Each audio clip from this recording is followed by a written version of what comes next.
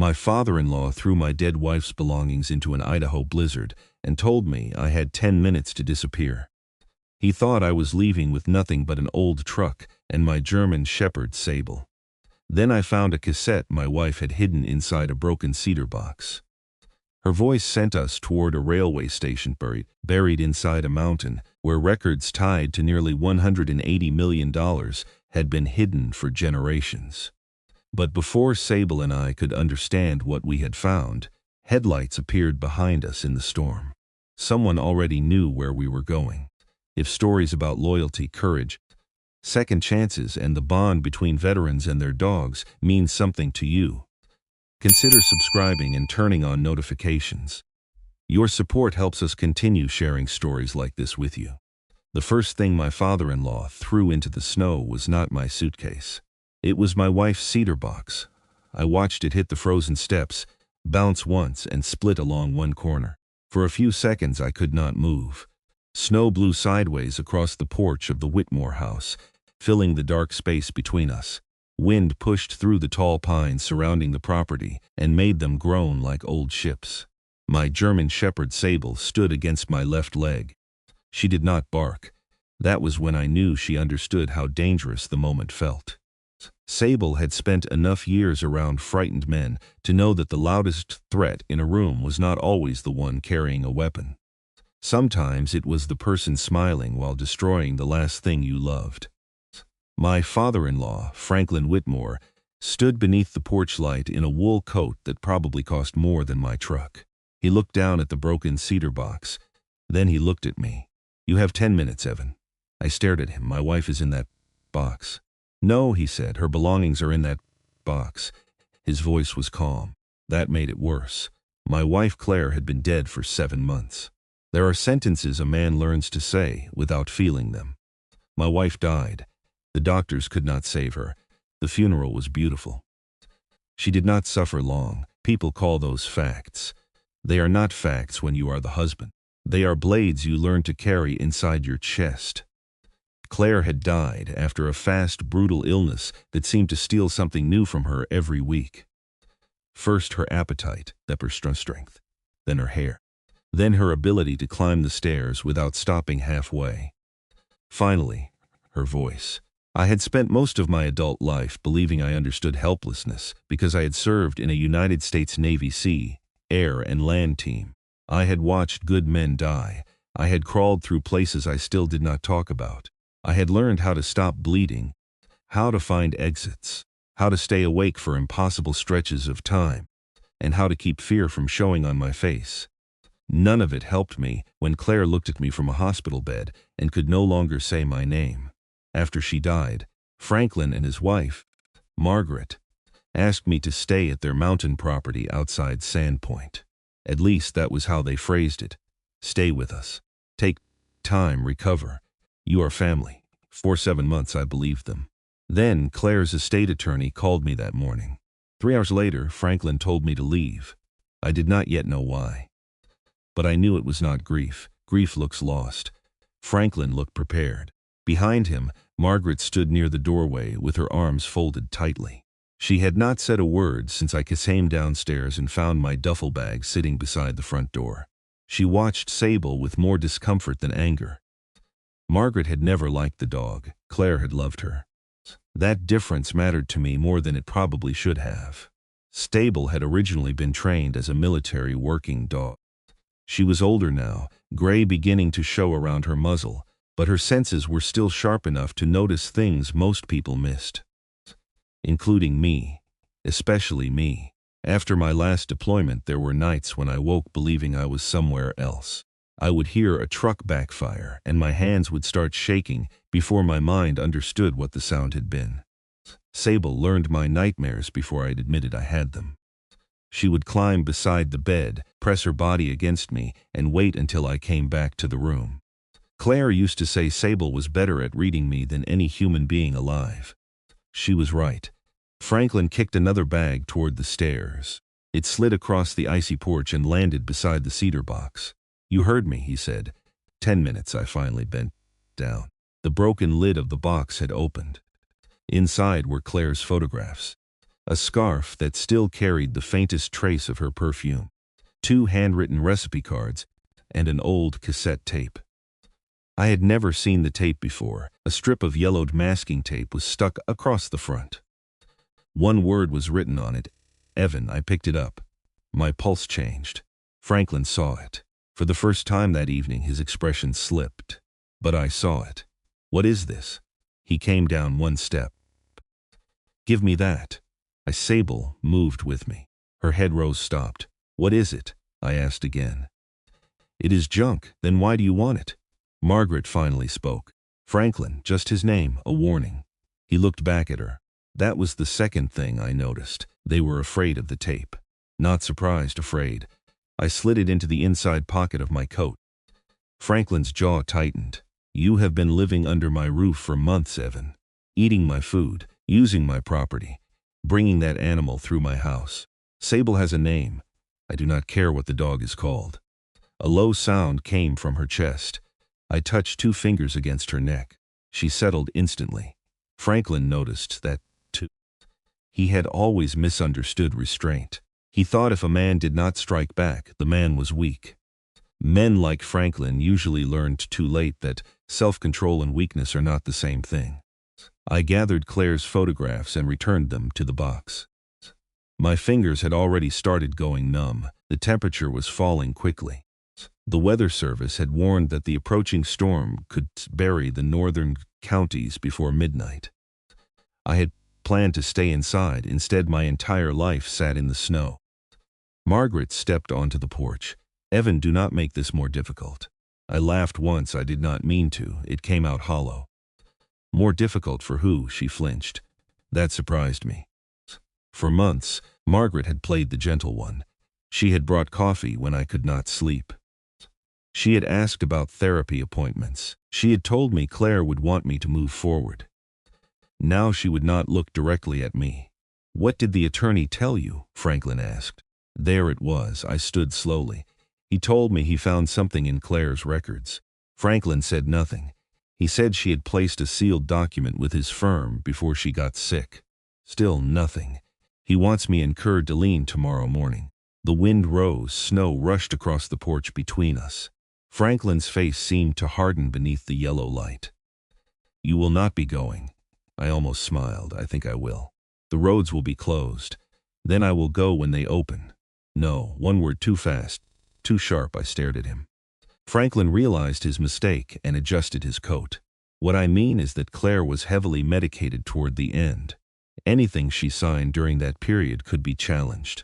The attorney said the document was deposited almost 4 years ago. Margaret closed her eyes. There are moments when truth does not arrive as an answer. It arrives as a reaction. That was one of them. I looked from Margaret to Franklin. What are you hiding?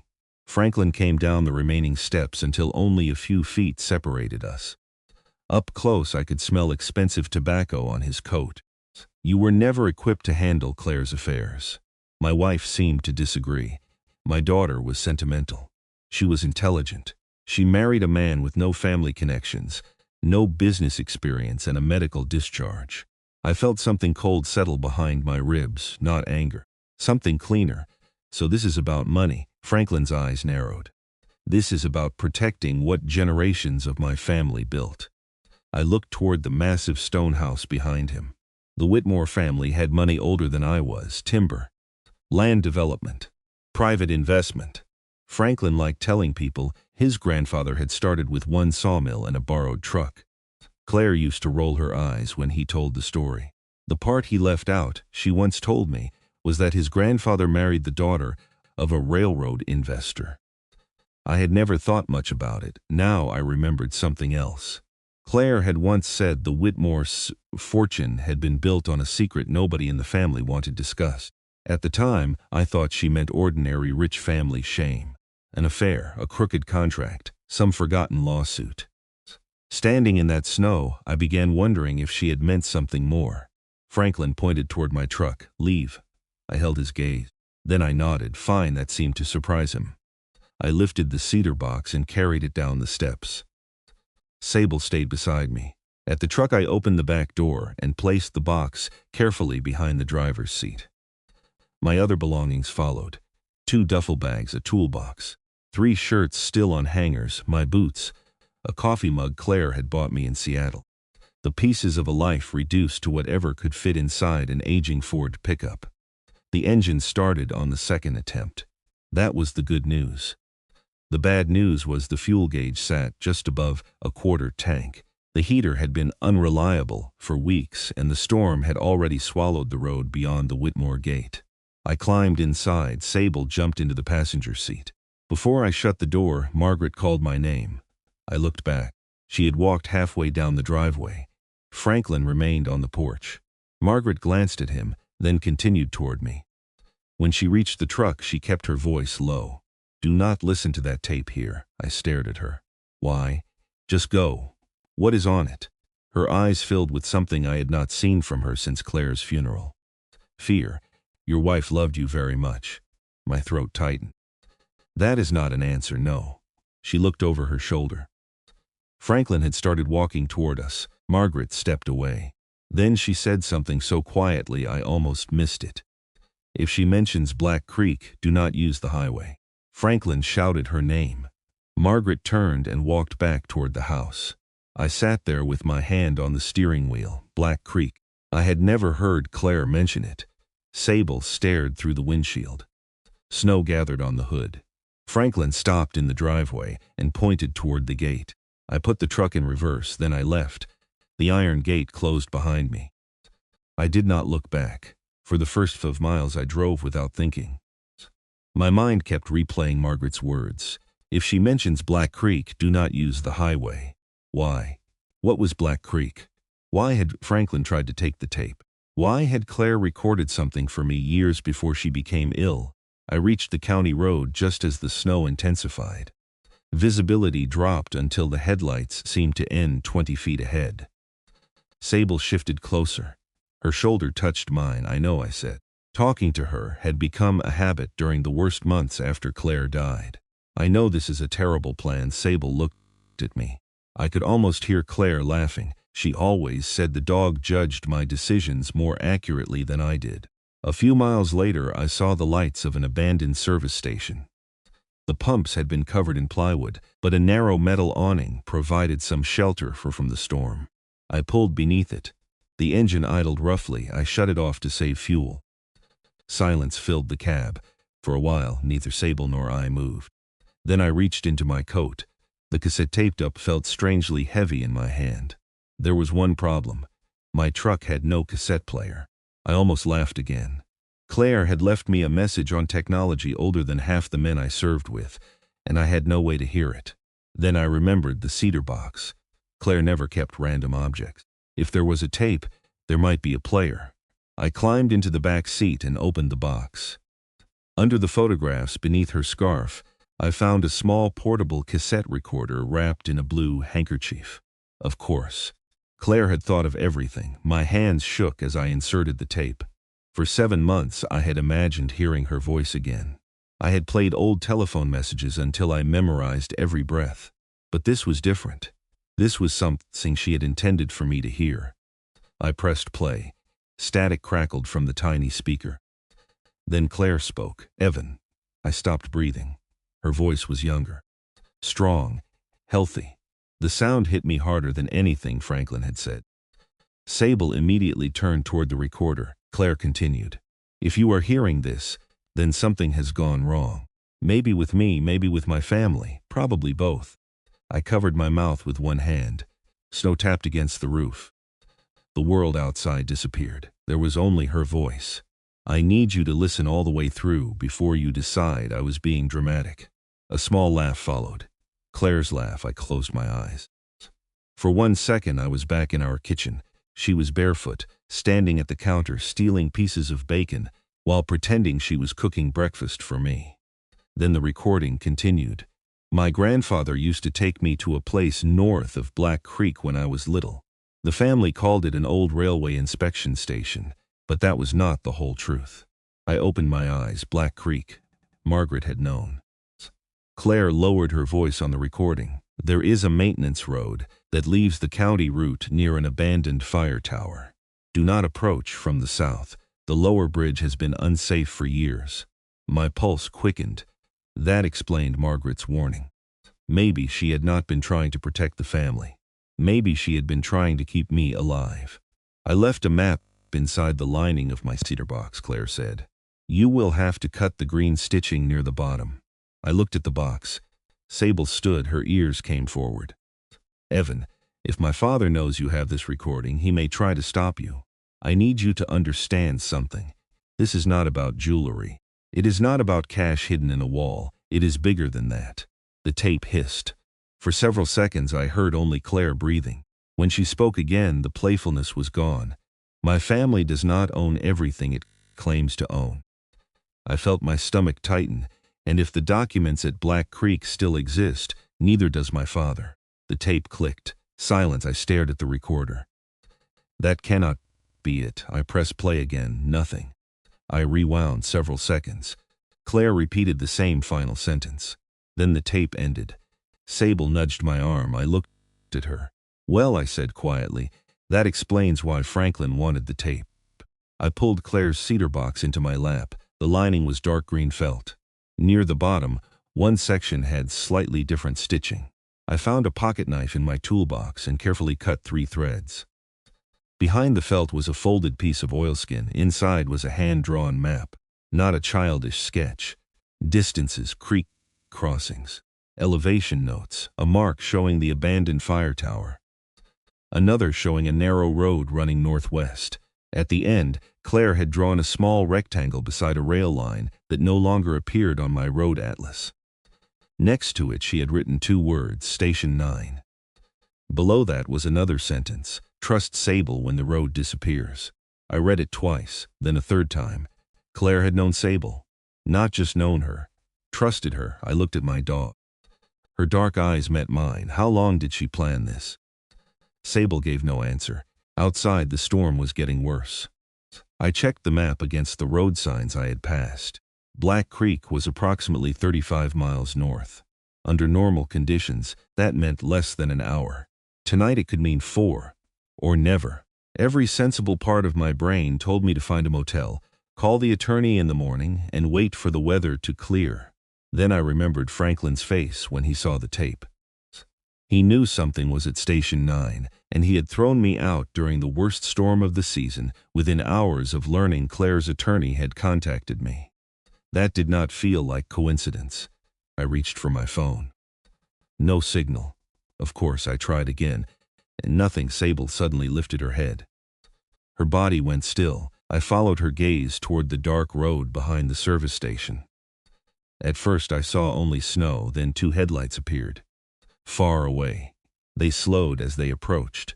I watched them through the rear window.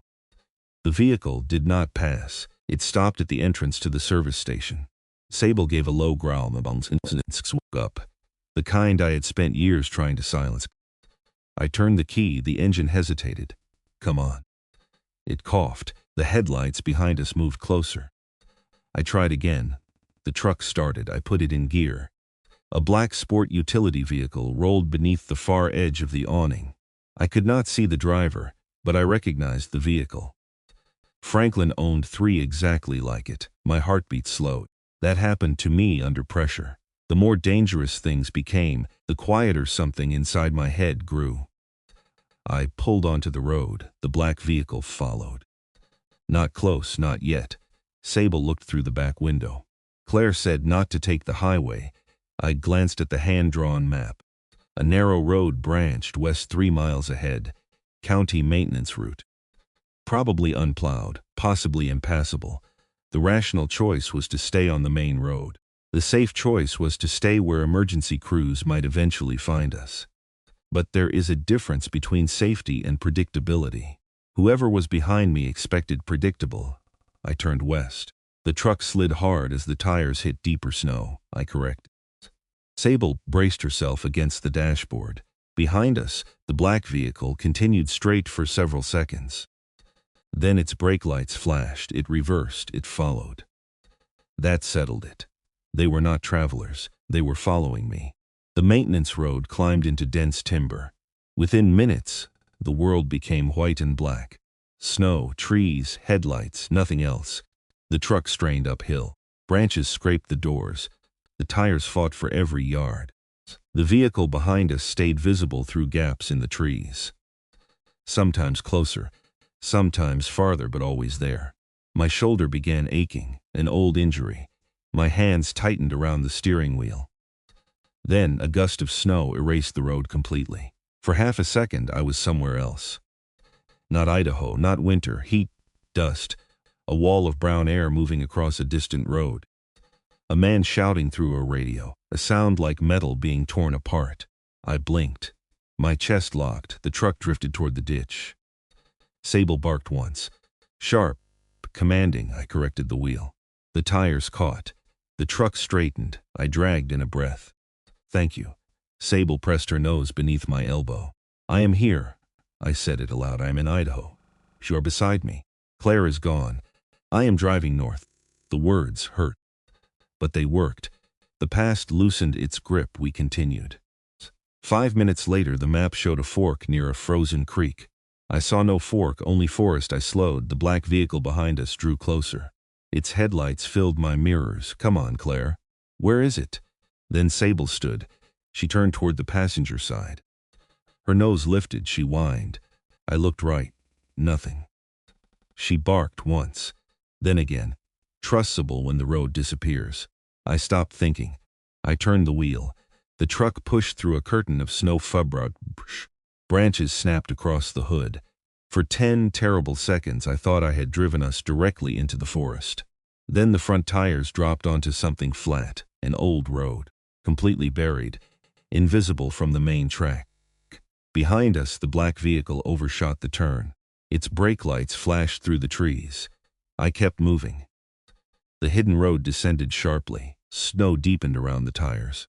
The forest closed behind us.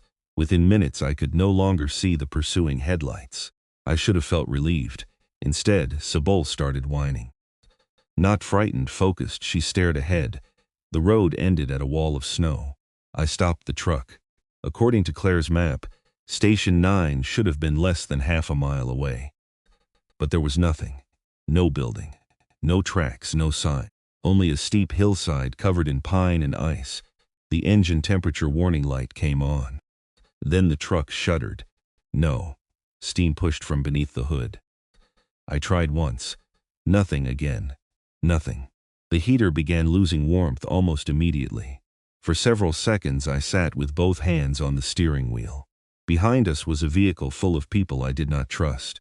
Ahead of us was a station that apparently did not exist. Outside was a storm strong enough to kill a man before anyone knew he was missing. Sable climbed over me. She pressed one paw against the driver's door. You want out? She whined. I looked at Claire's map. Trust Sable when the road disappears. All right. I zipped my coat.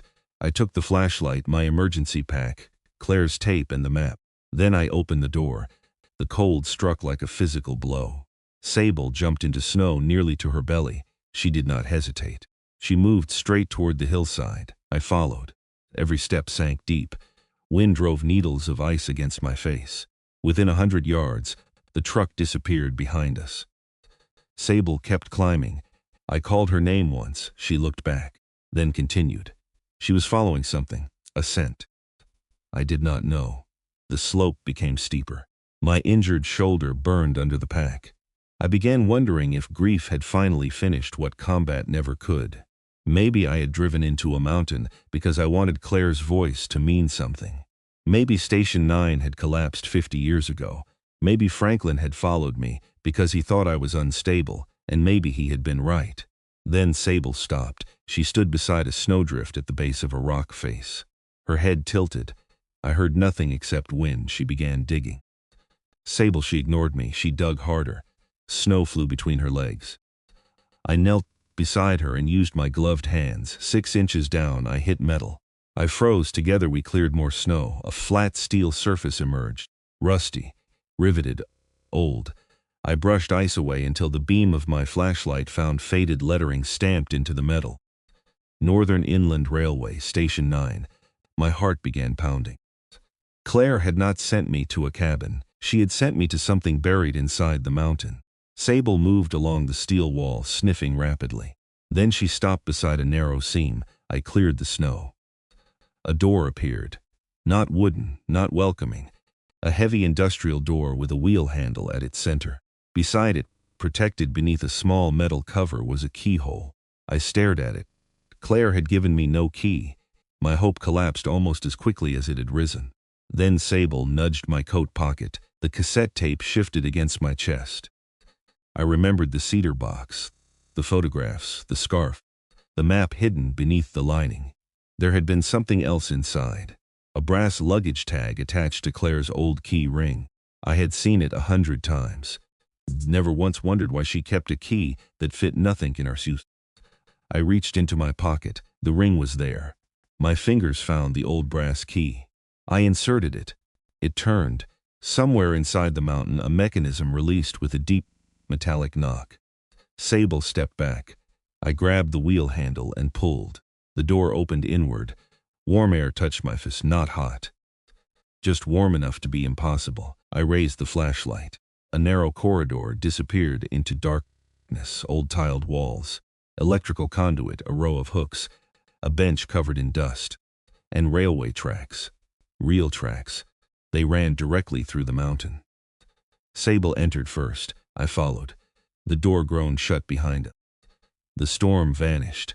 For the first time that night, there was complete silence. Then lights began turning on, one at a time, not bright. Small amber bulbs spaced along the ceiling. One, then another. Then another. They illuminated the tunnel farther than my flashlight could reach. I heard a faint electrical hum. Sable stared ahead. So did I. At the end of the corridor stood a glass office door. Something had been written across it in white paint. I walked closer. My legs felt strangely weak. The words came into view. Whitmore Family Land Trust. Private records, my wife's family name. On a railway station they claimed had never existed. I reached the office. Inside were metal filing cabinets, a desk and rows of document boxes sealed inside clear protective containers. Everything looked old, but not abandoned. On the desk sat a modern envelope. Clean, dry. Recent, my name was typed across the front. Evan Mercer. Sable pressed against my leg. I picked it up.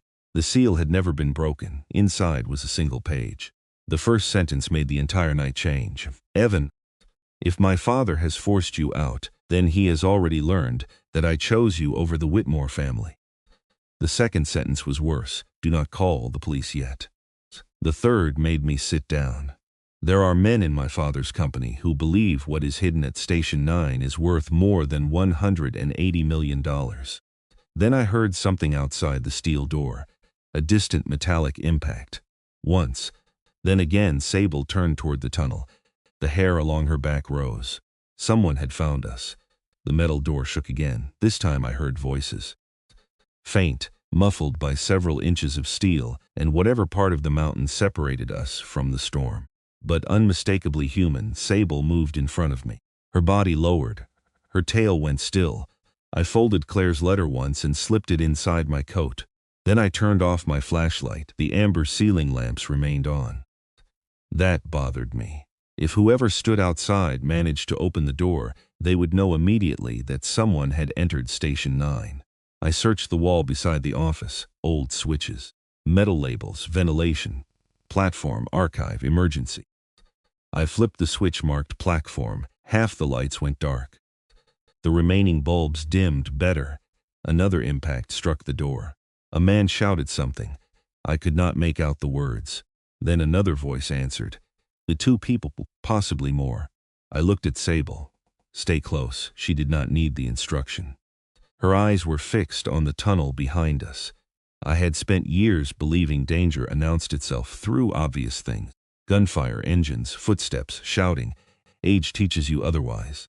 The worst danger sometimes arrives quietly. A change in somebody's expression. A phone call that comes too early. A document somebody wants you not to read. A father-in-law who throws you into a blizzard the same day an attorney calls. I walked deeper into the office. There were 6 filing cabinets along the back wall. Each carried dates. The oldest started more than 70 years earlier. The newest ended only 5 years ago. That stopped me. Station 9 was not simply a forgotten railway facility. Someone had continued using it. Recently, I opened the nearest drawer. Inside were folders arranged alphabetically. Property deeds, survey maps, timber agreements, water rights, mining leases. Most of it meant nothing to me, but one name appeared again and again. Whitmore Development Holdings, Franklin's company.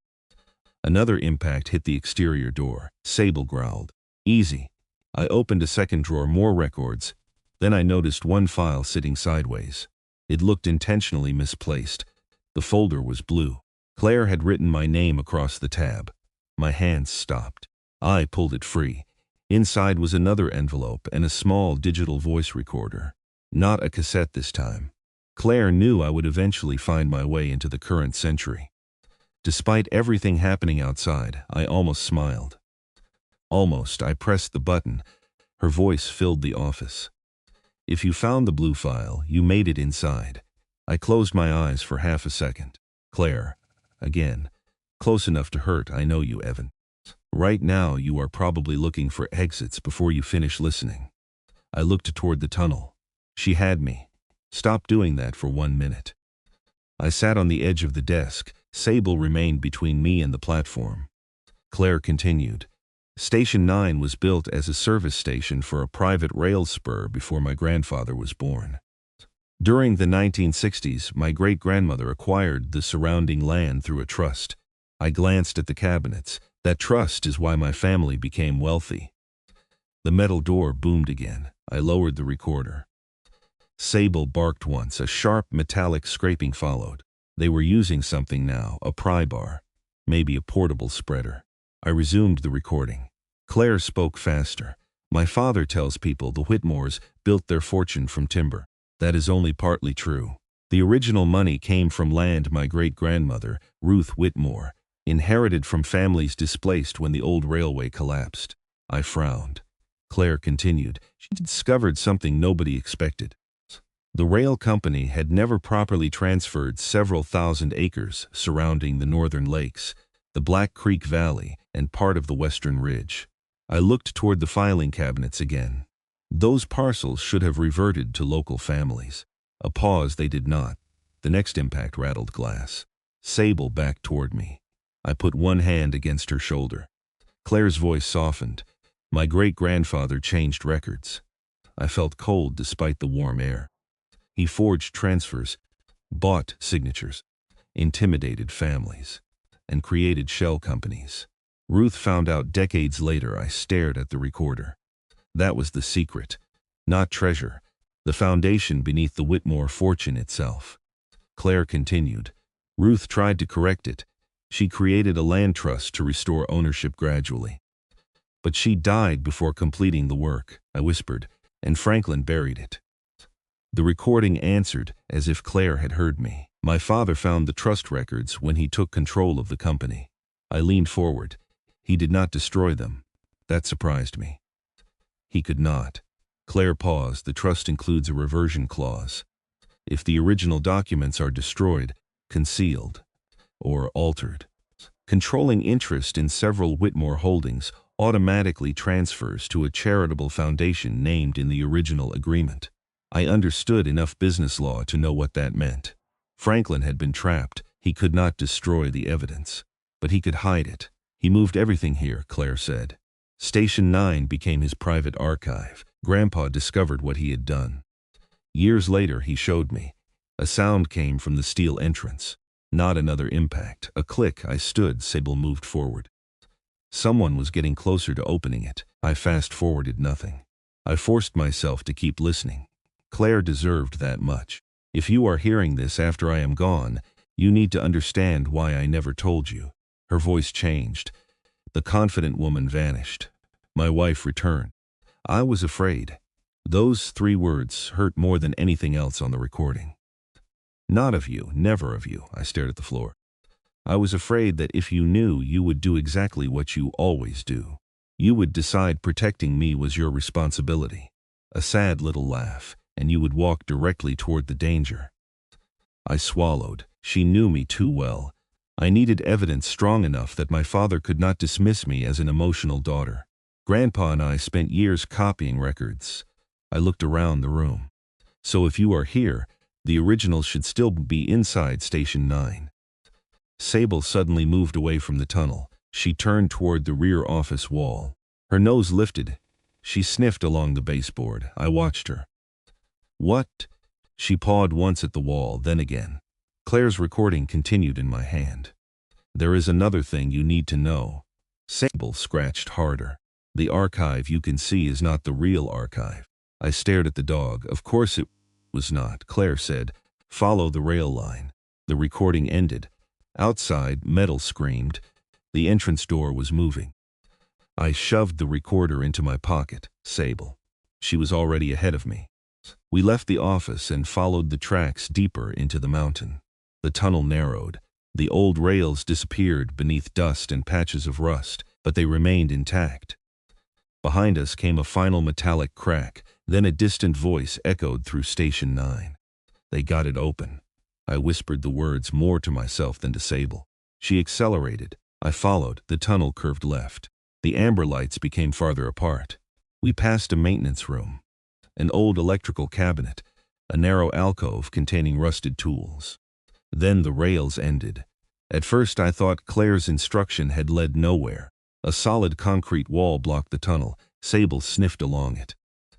I raised the flashlight again. The wall looked wrong. Not structurally, visually. The concrete was newer than everything around it. I swept the light across the floor. One rail continued. Not through the center. Beneath the wall, I knelt. There was a gap no wider than my finger. A movable barrier. Sable went to the right side and sniffed beneath a metal equipment box. I opened it. Inside were 3 levers, no labels. Claire, you could have made this easier. Sable looked at me. Yes, I know. Complaining is not helping. I pulled the first lever. Nothing. The second. A deep mechanical clunk came from inside the wall. The third would not move. I tried harder. Still nothing. Then I noticed a small key slot beside it, same size as the key from Claire's ring. I inserted it. The third lever released. I pulled. The concrete wall moved slowly, not sideways, down. Dust fell from the ceiling as the barrier lowered into the floor. Cold, stale air drifted toward us. Beyond it was darkness. Real darkness. Not the dim industrial gloom of the first tunnel. A black space large enough that my flashlight could not find the opposite wall. Sable stepped through. I followed. My beam swept across old freight platforms. Wooden pallets, shelving, metal storage cages. Then something reflected the light. Glass. Rows of climate-controlled cabinets stood along the far wall. Each cabinet contained document boxes, hundreds of them, maybe thousands. I felt my heartbeat in my throat. This was the real archive. Behind us, voices echoed through the first tunnel. Closer now, a man shouted. Check the office, another replied. Find Mercer. They knew my name. Whatever doubt I had left disappeared. Franklin had sent them. I looked for a way to close the barrier. On the inside wall was another lever. I pulled it. The concrete slab began rising. Sable crossed back toward me just before the opening narrowed. We watched the barrier seal. The voices disappeared. Silence returned for the moment. I turned toward the archive. One cabinet had a yellow tag tied around its handle. Claire's handwriting. Start here. I opened it. Inside were 5 boxes. Each was numbered with words 1, 2, 3, 4, 5. I took the first. Inside were land deeds older than my grandparents. Some handwritten, some typed on yellow paper, notarized affidavits. Survey maps, copies of checks, letters. One document carried the Whitmore name.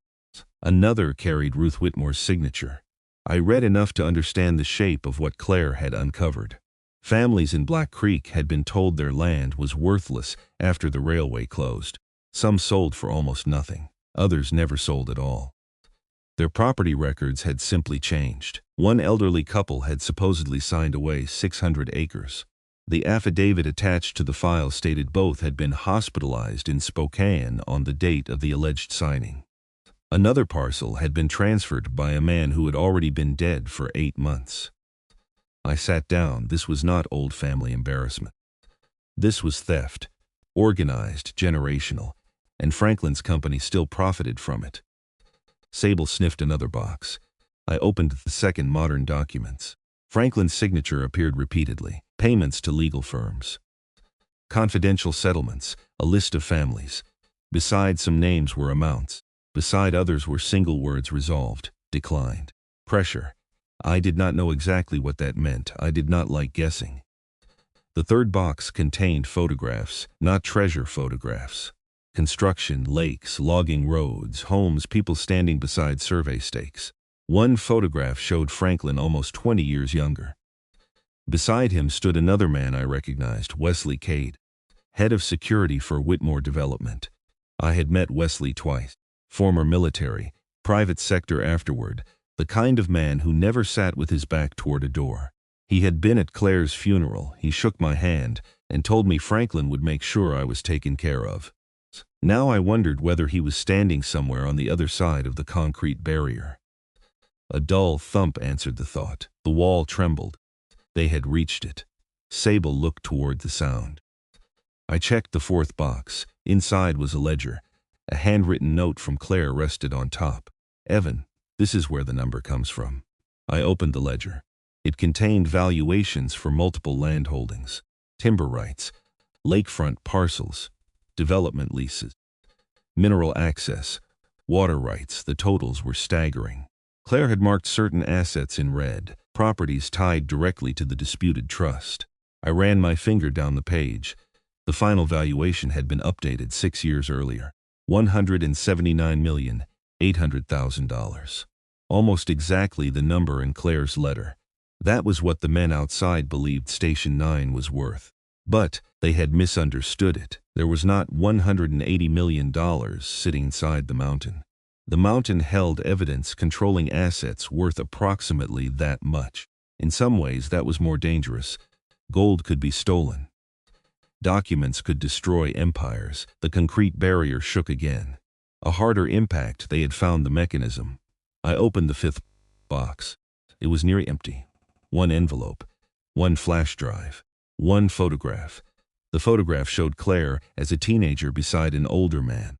Her grandfather. I recognized him from wedding pictures. Arthur Whitmore. Unlike Franklin, Arthur had always looked slightly uncomfortable in formal clothes. Claire adored him. On the back she had written, "Grandpa told me the truth here." Under the photograph was a letter from Arthur, not to Claire. To me, Evan Mercer, if Claire trusts you enough to bring you into this matter, I owe you an apology. You married into a family that has confused wealth with virtue for too long. I stopped reading. Something about that sentence made me think of Franklin standing on the porch. No money, no connections, medical discharge. He had measured me by everything I lacked. Arthur, a man I had met only twice before his death, seemed to have measured his own family by what they had forgotten. I continued. I failed my granddaughter because I spent too many years believing I could correct Franklin privately. I could not. He believes disclosure will destroy the family. Perhaps it will, but a family preserved by theft is already destroyed. My throat tightened. Arthur's final paragraph was shorter. Claire has arranged a lawful route for restitution. Do not make this about revenge. The people harmed by my family deserve restoration, not spectacle. That sentence changed something in me. Until then, part of me had wanted Franklin exposed. I wanted him standing somewhere cold and powerless while someone else decided whether he belonged. I hated admitting that, but I did. Arthur's letter forced me to see the difference between justice and retaliation. One repairs. The other simply trades victims. A grinding sound came from the barrier. I stood immediately.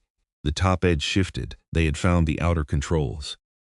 Sable bared her teeth. I looked around. We could not defend this room.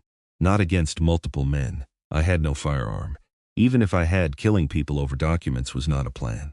There had to be another exit. Claire had told me to follow the rail. The rail entered this chamber. I turned the flashlight toward the far side. There, another pair of tracks left the loading platform. They disappeared behind stacked storage cages. Come on. Sable followed. I climbed over a low pallet and squeezed between two shelves. Behind them was another tunnel, narrower. The rails continued down a steep grade. A faded sign hung from a chain overhead, north vent shaft. The barrier behind us dropped another inch. Voices leaked through. "We know you're in there, Mercer Wesley." I recognized him immediately. His voice remained calm, professional. "Evan, listen to me." I stopped. Sable did not. She pulled at my coat, urging me onward. Wesley continued from the other side. "You have no idea what Claire dragged you into." I stared toward the wall. "You were followed from the Whitmore house. We know you have the tape." A pause. "Franklin does not want you hurt." I almost laughed. "A man who does not want you hurt does not chase you into a mountain during a blizzard." Wesley spoke again. "Open the barrier. Give me Claire's materials. I will take you and the dog somewhere warm." Sable gave a soft growl. "She does not believe you either," I called back. Silence. Then Wesley sighed. "I always liked you, Evan. That makes one Whitmore employee. This is bigger than your marriage." That seems to be everybody's favorite sentence tonight. Claire did not understand the consequences. I thought about her recordings. The hidden map, the documents, years of preparation. She understood enough to hide everything from you. His voice hardened. "Think carefully." "I am. Franklin can make sure you walk away from this financially secure." There it was, the Whitmore language. Everything had a price. Land, silence, loyalty, maybe even grief. What about the families whose land was stolen? No answer. I looked at Sable. That told me everything. The concrete barrier dropped another several inches. A flashlight beam appeared beneath it. Sable barked. I backed toward the north tunnel. Wesley called again. "Evan," I stopped one last time. "Claire is dead." My chest tightened. Wesley continued. "Do not destroy yourself trying to finish something she should have left buried." I felt anger rise. For once I did not fight it. I let it sharpen me. She trusted me to decide that. Then I turned away. Sable and I entered the north tunnel. Behind us came the sound of metal striking concrete. They were minutes from breaking through. The tunnel descended much farther than I expected. The air grew colder. The ceiling lowered until I had to duck beneath support beams. At one point, the tracks disappeared beneath standing water, frozen solid. Sable crossed carefully. I followed. My flashlight flickered. "Do not do that." It flickered again. Perfect. We continued in near darkness. Then Sable stopped. She sniffed the ground. I shone the light ahead. Left, right. No signs. No map. I checked Claire's papers. Nothing. Sable moved toward the right tunnel, then stopped. She returned. She chose the left, stopped again. Her ears twitched. Something was bothering her. I crouched. "What do you hear?" She stared toward the right tunnel. Then I heard it. Water. Moving water. Probably Black Creek beneath the mountain. The left tunnel carried something else. Air, cold. Fresh. Left gets us outside. Sable remained still. She looked right again, then started down the right tunnel. Sable, she ignored me. That was unusual. I followed. 20 yards later, she stopped beside a collapsed wooden gate. Beyond it was a small room. The smell reached me first. Oil, metal, old paper. I squeezed through. My flashlight swept across a workbench. An emergency radio. A first aid cabinet. A diesel generator. And a wall covered with photographs. Claire. Dozens of photographs. Claire at 8. Claire at 15. Claire beside Arthur. Claire beside Station 9. Claire standing next to Sable. I froze. That last photograph was impossible. Not literally. But emotionally, I remembered the day. Sable had just retired from service. Claire had insisted we take her to Idaho. She told me we were visiting her grandfather's old fishing property. I had stayed at a rented cabin for 2 days recovering from a shoulder procedure, while Claire took Sable on long walks. At least, that was what she told me. In the photograph, Claire stood directly outside the steel door of Station 9. Sable sat beside her, younger, ears high, tail resting across the snow. On the bottom edge, Claire had written, "She knows the way." I looked at my dog. "You've been here." Sable stared back at me. The strange confidence. The hidden road, the door, the tunnel. Claire had brought her here years ago. She had trained Sable to find Station 9. Trust Sable when the road disappears. It had not been sentimental advice. It had been an instruction. I walked to the emergency radio. A handwritten card was taped beside it. Channel 7. Mountain repeater, use only if the family comes. I almost laughed. Claire, you really did think of everything. I switched the radio on. Static filled the room. I adjusted the frequency. Station 9. Calling on Channel 7, nothing. I tried again. This is Evan Mercer at Station 9. I need law enforcement assistance at the old Black Creek Railway spur. Static, then a voice. Weak, broken, but human. Station 9, repeat your name. Relief hit so hard I had to sit down. Evan Mercer. A pause. Mr. Mercer, this is Bonner County Dispatch Relay. Your signal is weak. State your emergency. I looked toward the tunnel behind us. Multiple men forced entry into private property. They followed me here. I believe they are attempting to seize evidence connected to financial crimes. The dispatcher asked how many. I do not know, at least 2. Possibly more. No. Are they? I have not seen weapons, that mattered. I would not invent danger just because I was afraid. The dispatcher told me units were attempting access from the Northern County Road, but the storm had closed several routes. I gave the best directions I could. Then she said something that chilled me. Mr. Mercer, we already received a call regarding you approximately 40 minutes ago. I tightened my grip on the radio. From who? A male caller identifying himself as Franklin Whitmore. Of course, what did he say? The dispatcher hesitated. He reported that you were suffering a psychological crisis. I closed my eyes. There it was. Franklin had prepared the ground before sending anyone after me. He stated you had stolen confidential family property, taken his daughter's records, and driven into the mountains while emotionally unstable. Sable moved closer. I rested my hand on her neck. Listen carefully, I said. I have not stolen anything. My late wife left these materials to me. I understand. No. Please write this down exactly. I forced my voice to remain calm. I am not suicidal. I am not threatening anyone. I have not fired a weapon. I am inside Station 9 with my German Shepherd. Men connected to Franklin Whitmore followed me here and forced the exterior door. A long pause. Then the dispatcher answered, I have documented that. Thank you. We are sending deputies.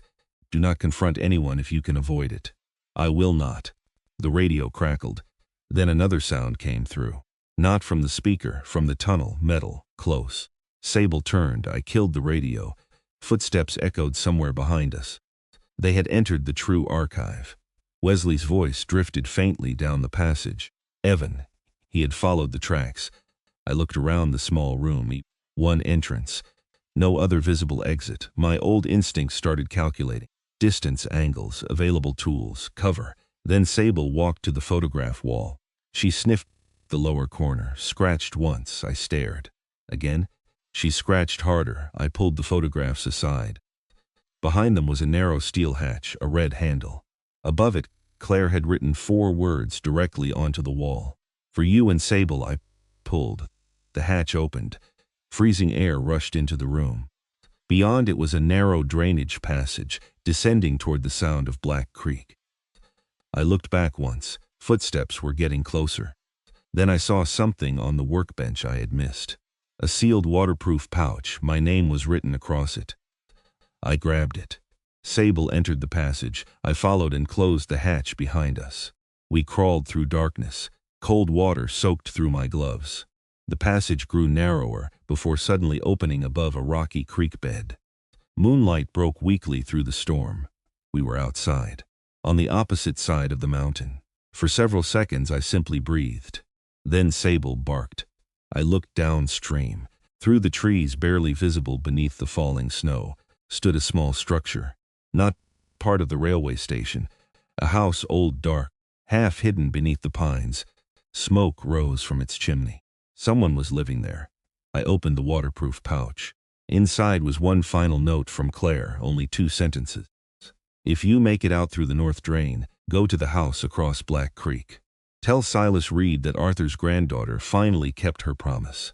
I read the name again, Silas Reed. I had never heard it before. Then a light appeared in the house. The front door opened. A man stepped onto the porch carrying a rifle. Sable moved in front of me. The old man raised the weapon, not toward the ground. Toward us, his voice carried across the frozen creek. Who are you? I raised both empty hands. My name is Evan Mercer. The rifle stayed on me. I swallowed. Claire Whitmore was my wife. The old man did not move, so I gave him the sentence. Claire had left me. Arthur's granddaughter finally kept her promise. For several seconds, nothing happened. Then the rifle slowly lowered. The old man stared at me across the snow, and when he spoke again, his voice had to sound less angry than afraid. If Claire sent you here, son, then Franklin has already started hunting the wrong secret. I looked back toward the mountain. Silas continued. Whatever you found inside Station 9 is only the paperwork. He stepped from the porch. The real reason your father-in-law is terrified is buried under Black Creek.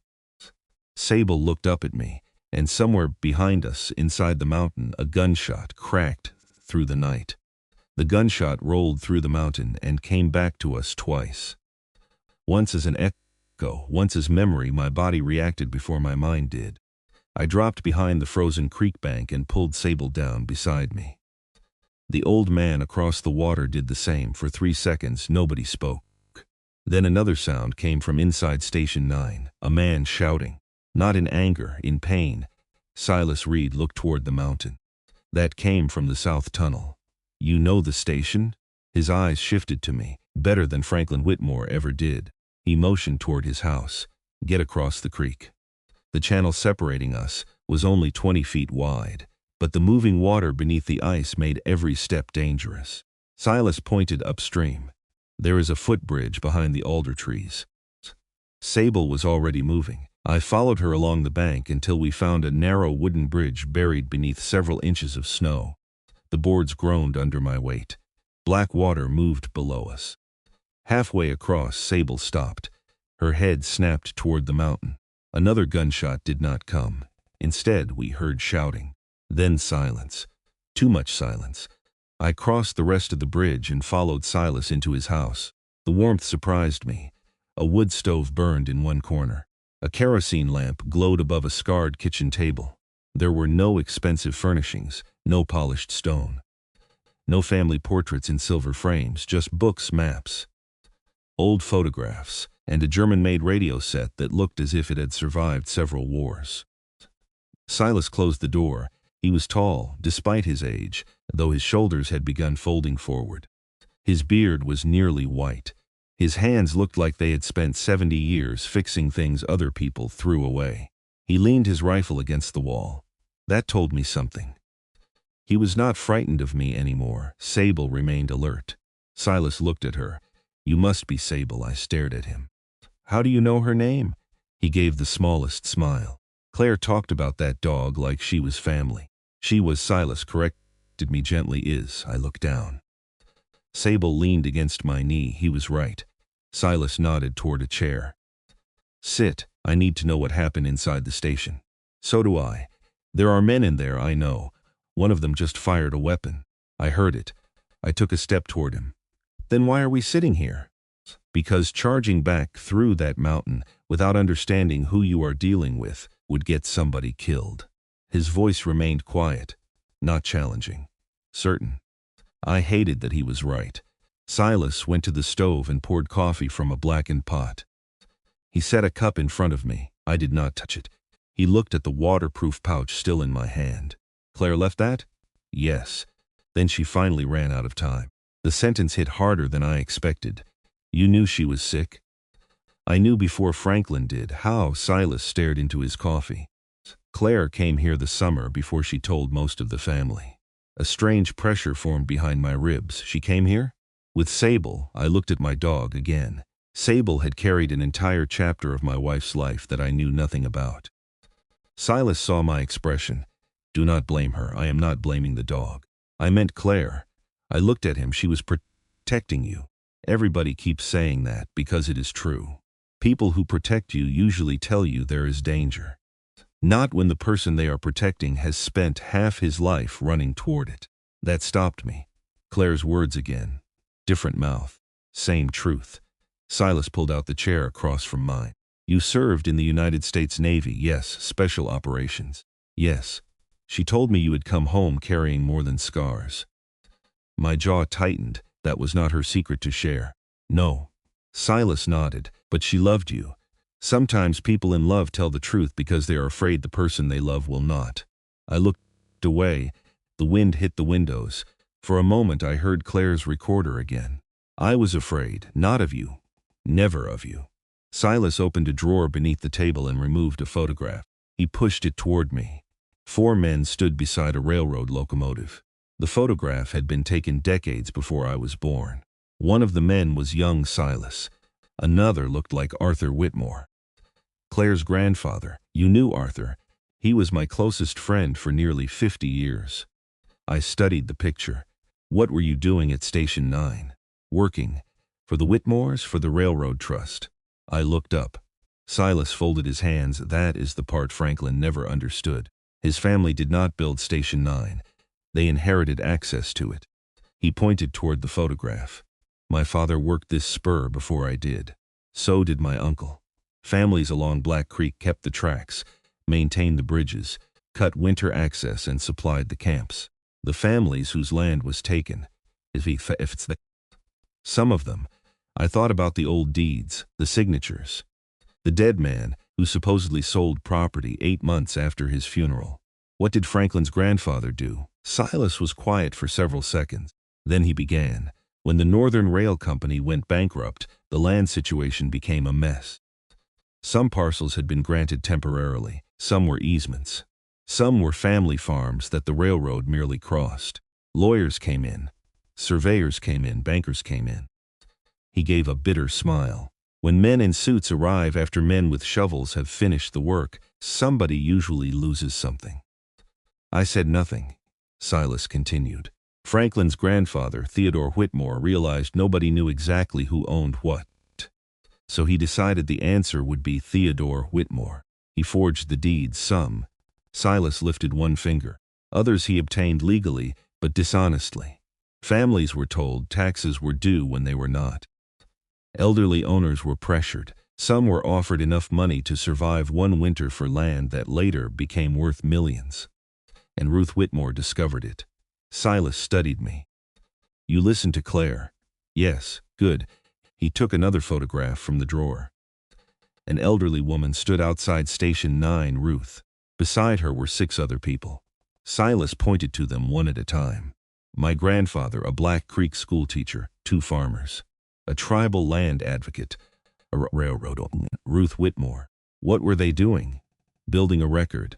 The phrase landed heavily. Silas tapped the photograph. Ruth could not undo everything her husband had done. But she documented it. She created the trust. She set aside company shares and land rights that were supposed to be returned gradually. Why gradually?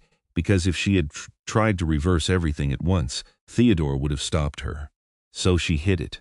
She protected it. I almost laughed at the word. Everyone in Claire's world had protected something by hiding it. Sometimes people. Sometimes theft. What happened after Ruth died? Silas stared toward the stove. Theodore regained control, and the restitution stopped. Yes. Then Arthur found out, not until he was in his 40s.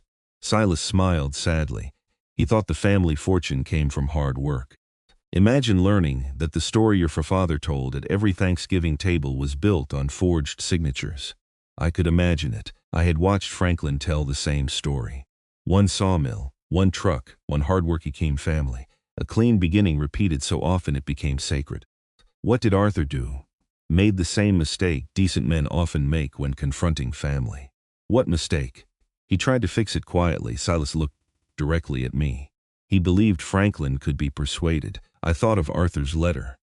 I failed my granddaughter because I spent too many years believing I could correct Franklin privately.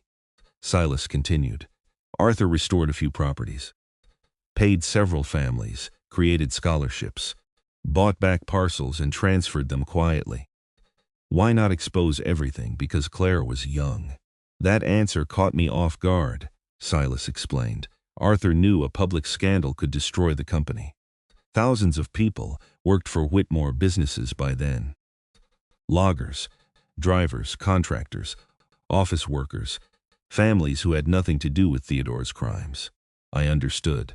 Justice was simple from a distance. Up close, innocent people stood in the blast radius. Arthur wanted restitution without burning down everything around it. Yes, and Franklin? Franklin saw restitution as surrender. Silas took a long drink of coffee. He said the past was dead. I looked toward Station 9 through the window. The past does not sound very dead tonight. No. Silas's expression changed, especially not after what they found beneath Black Creek. There it was, the thing he had mentioned outside.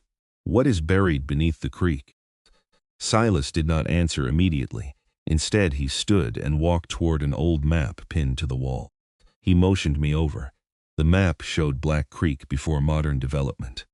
Rail lines ran through the valley like faded veins. He pointed to Station 9, then his finger moved east. Across the creek, under the mountain, to an area marked with a circle. During the final years of the railroad, they built a records vault beneath the creek bed. A vault, not a money vault, I almost smiled. Thank you for clarifying. Silas gave me a look. Claire warned me you used humor when you were scared. I am beginning to resent how accurately my wife described me. For the first time that night, Silas laughed. It was brief, but real. Then he returned to the map. The original transfer ledgers are down there. I already found deeds inside Station 9 copies. My stomach tightened. The real ledgers contain handwritten chain of title records. Original seals, railroad board minutes, Ruth's trust instruments. Evidence stronger than what Claire copied. Much stronger. Silas nodded. And something else, of course there was. What? A mineral survey, I waited. Silas pointed toward the western ridge. Decades ago, government geologists identified a rare mineral deposit running beneath several of the disputed parcels. I felt the direction of the story changing. Mining? Potentially. Is that where the $180 million comes from? No. Silas shook his head. The figure Claire gave you is the current value of the land and commercial rights her father risks losing. What is the mineral deposit worth? Silas looked uncomfortable. That depends on who you ask. How much? Possibly several times that. I stared at him. Several. Do not get excited. I am not excited. You look excited. I look terrified. That is probably healthier. He tapped the map again. The deposit was never developed. Environmental restrictions, water rights, access issues. Nothing about it is guaranteed, but Franklin knows. He learned about it 12 years ago. That explained the modern files. And if the old ownership records prove his company does not own those parcels, he loses control of any future rights. Silas finished the thought. And the families regain enormous leverage. Now I understood Franklin's fear. This was not about recovering old land worth sentimental value. It was about control over future wealth. Enough wealth to make dishonest men convince themselves they were protecting jobs, family, history, anything except their own power. Why has nobody found the creek vault? Because part of the original access collapsed. And you know another way. Silas looked at Sable. Claire does. I followed his eyes. No, Sable tilted her head. Silas smiled faintly. She trained the dog for that route, too. I put both hands on the table. Did my wife spend our entire marriage secretly training my dog to locate underground railroad property? Not the entire marriage. How comforting. Only during your rehabilitation trips. I stared at Sable. She looked completely unashamed. Traitor. Her tail moved once. Silas chuckled. Then the radio on his shelf crackled. All humor disappeared. A voice broke through static. Black Creek residents respond. Silas grabbed the microphone. This is Reed, Sheriff's Relay. We received an emergency transmission from an Evan Mercer. I am here. Silas handed me the microphone. This is Mercer. The dispatcher answered immediately.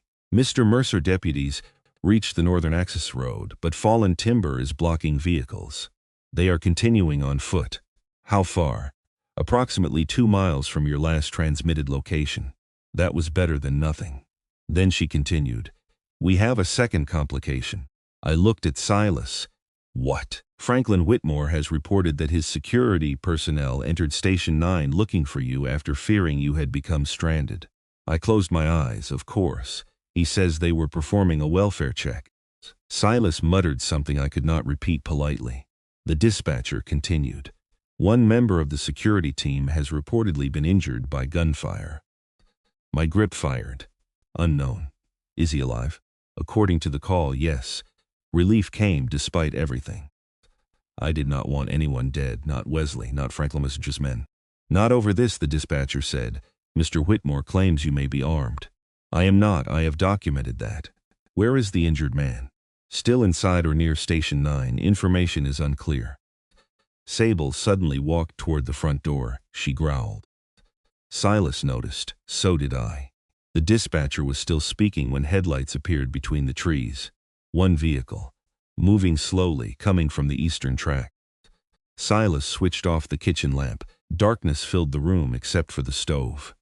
I whispered into the radio. Someone just arrived.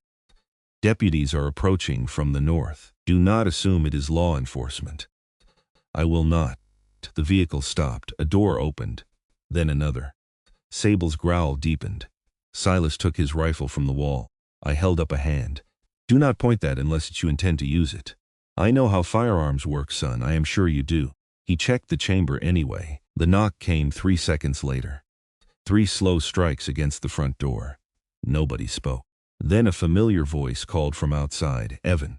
My blood went cold. Franklin. Silas looked at me. I moved toward the window and lifted one corner of the curtain. Franklin stood beneath the porch light, no coat hood. Snow collected on his gray hair. Behind him was Margaret. That surprised me. A driver remained near the sport utility vehicle. No visible weapon. Sable walked to the door. Franklin called again. Evan, I know you were in there. Silas whispered. How did he know? He probably tracked his own men. Margaret stepped closer to the door. Evan. Her voice shook. We need to talk. I thought about the Whitmore porch. My wife's cedar box breaking on the steps. Franklin pointing toward the gate. 10 minutes, a man's life reduced to garbage bags before dinner. Now he wanted to talk. I opened the door. Not all the way. Enough. Sable stood between us. Franklin looked at her and stopped several feet back. His gaze shifted to me. You found Station 9. You already knew that. Where are Wesley and the others inside? His face changed. You left them there? They broke in. They were trying to stop you from freezing to death. That story might work better if they had not followed me before I entered the mountain. Margaret touched Franklin's arm. He pulled away. Wesley has been shot. I heard. I stared at him. No, for 1 second I saw relief. Real relief. That mattered. Whatever Franklin was, perhaps he had not come here expecting blood. Then who? He asked. I do not know. Franklin looked toward the mountain. We need to get him out. I almost stepped aside. Then Silas spoke from the darkness behind me. You always were better at arriving after the damage was done, Franklin. Franklin froze. He recognized the voice. Silas, been a long time. Franklin's face hardened. You should not be involved in this. Silas stepped beside me. I was involved before you were old enough to spell Whitmore. Margaret lowered her eyes. Interesting. She knew him too. Franklin looked back at me. Evan, I need Claire's materials. No, we do not have time for this, then stop wasting it. His jaw tightened. Do you have any idea what happens if those documents become public? Some families get back what your family took. You think that is all? He moved 1 step closer. Sable growled. Franklin stopped. Thousands of jobs depend on Whitmore Holdings. There it was. The argument Silas predicted. If lenders panic, projects stop. Contracts collapse. Retirement accounts suffer. Towns lose payroll. He pointed toward the mountain. You are holding a match over a gasoline tank and calling it justice. For the first time, Franklin sounded less like a villain and more like a frightened executive. That made him more dangerous because some of what he said could be true. Silas answered him. Ruth created a restitution plan specifically to prevent that. Franklin looked at him. That plan was written for another century. Then update it. You think the world works that simply? No, Silas said. That is why you should have spent the last 30 years fixing it instead of hiding it. Franklin's face reddened. Margaret stepped forward. Enough. Everyone looked at her. Snow covered her shoulders. She seemed suddenly older than she had at the house. Franklin, tell him. Her husband stared at her. Not here. Tell him, Margaret. He deserves to know. Something passed between them. Fear, history. Maybe guilt. I felt Sable lean against my leg. What? I asked. Margaret looked at me. Claire did not discover Station 9 through Arthur. Silas turned sharply. What are you talking about? Margaret swallowed. I showed her. Nobody spoke. Even Franklin looked stunned. Silas lowered his rifle slightly. You knew? Margaret nodded. For years. Franklin stepped toward her. You promised me. I promised Claire more. His face changed. Not anger. Betrayal. Margaret looked at me. The night Claire learned she was sick, she came to me first. Before you. Before Franklin. My throat closed. Why? Because she wanted to know whether the family secret was real. Margaret's eyes filled. She said if she was running out of time, she would not leave you trapped inside our lies. I could barely breathe. She asked me to help prepare everything. The tape, yes. The attorney, yes. The cedar box. Her mouth trembled. Yes, I stared at her. You knew he was going to throw me out. She looked down. I knew he might, and you let him. I needed you to take the box. Anger rose so fast my vision tightened. You could have handed it to me. Franklin had people watching Claire's records. So you used me. No, that is exactly what you did. Sable pushed against my leg harder. I felt her warmth. Present here, not the past. Margaret began crying. Quietly. I was trying to finish what my daughter asked me to do. I wanted to hate her. Part of me did. But another part remembered her walking through the snow to my truck. Do not use the highway. She had risked Franklin seeing her warn me. Before I could answer, the radio inside the house erupted. Mr. Mercer, I turned. The dispatcher's voice was urgent. Mr. Mercer, deputies have made contact with a male near the south entrance. I grabbed the radio. Is he injured? A pause. They report one injured individual remains inside. Wesley, unknown. Then came the sentence that changed the room. Deputies also located another vehicle hidden approximately half a mile south of Station 9. I looked toward Franklin. His expression went blank. The dispatcher continued, the vehicle is not registered to Whitmore Development. Silas slowly lifted his head. Who does it belong to? The dispatcher hesitated. A private mineral acquisition company based in Nevada. Franklin whispered one word. No. I stared at him. You know them? He did not answer. Margaret did. Calder Ridge. Franklin turned on her. How do you know that? She looked terrified. Claire knew. Silas swore softly. I tightened my grip on the microphone. What is Calder Ridge? Franklin finally answered. People who have been trying to buy our Western holdings for years. Because of the mineral deposit, his silence confirmed it. Then I understood. The men following me might not all have belonged to Franklin. The gunshot, the hidden vehicle, someone else had entered the game. Someone who wanted the original records for a very different reason. If the documents could prove ownership, they could restore land to families. But destroyed, stolen, or selectively used, they could also create chaos large enough for an outside company to acquire the rights cheaply. Sable suddenly barked toward the mountain once, then twice. A moment later, light flashed between the trees, not headlights. Orange. Low against the snow, Silas ran to the window. My God, smoke began rising above the ridge from Station 9. Franklin moved toward the porch. What happened? I did not answer. I was already running. Sable raced beside me. Behind us, Silas shouted my name. Then Franklin, then Margaret. None of it mattered. If someone had set fire inside Station 9, Claire's archive was trapped behind a concrete barrier. Years of work, the evidence, Arthur's restitution plan. The truth, all of it could disappear in minutes.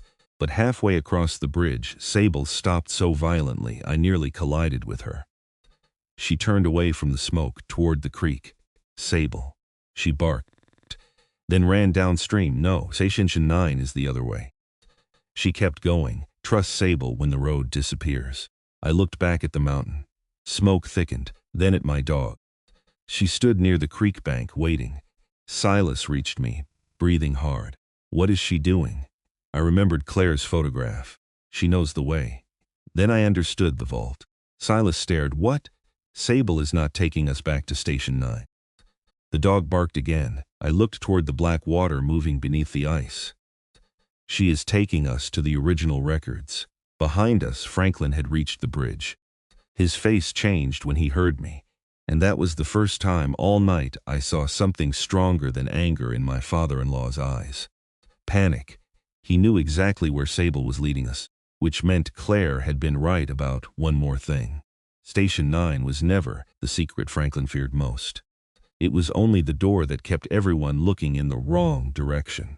Sable ran along Black Creek as if the darkness belonged to her. I followed. Behind me came Silas, then Franklin. I heard Margaret call after us from the bridge, but the wind swallowed her voice. The smoke above Station 9 had thickened. Orange light flickered against the snow behind the trees. Every instinct I had told me to turn around. Fire meant people in danger.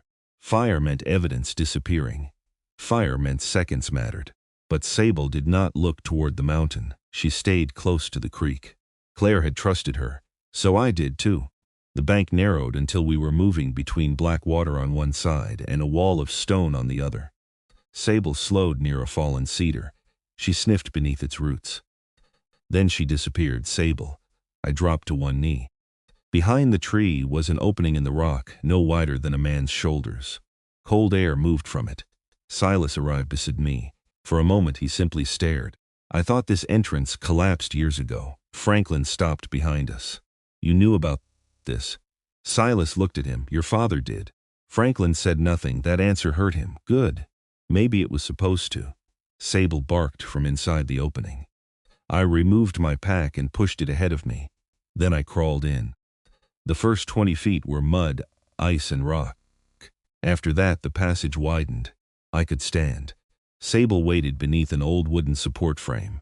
A rusted lantern hung from a hook beside her. Someone had painted an arrow on the wall. Long ago, the arrow pointed downward. Silas entered behind me. Franklin came last. I looked at him. You do not have to come. Yes, I do. Why? He met my eyes. Because if Calder Ridge gets those records, people are going to get hurt. I almost laughed. Now you care? His expression tightened. I always cared. No, you cared about controlling what happened. There is a difference between control and responsibility. Not when you use one to avoid the other. Silas stepped between us. Save the family therapy for daylight. He pointed down the tunnel. We followed the slope. Water dripped steadily from the ceiling. The smell changed, wet stone, old timber, something metallic. The creek was somewhere above us now. I could hear it. Not clearly, more like a low vibration traveling through the rock. Sable moved without hesitation. Franklin noticed. Claire brought her here? Yes. When? Apparently while I was recovering from surgery. He looked at the dog, then at me. My daughter planned more than I knew. That seems to be a common problem in your family. He ignored it. The tunnel ended at an iron gate, no keyhole, no wheel, just a square metal plate mounted beside it. Sable sat.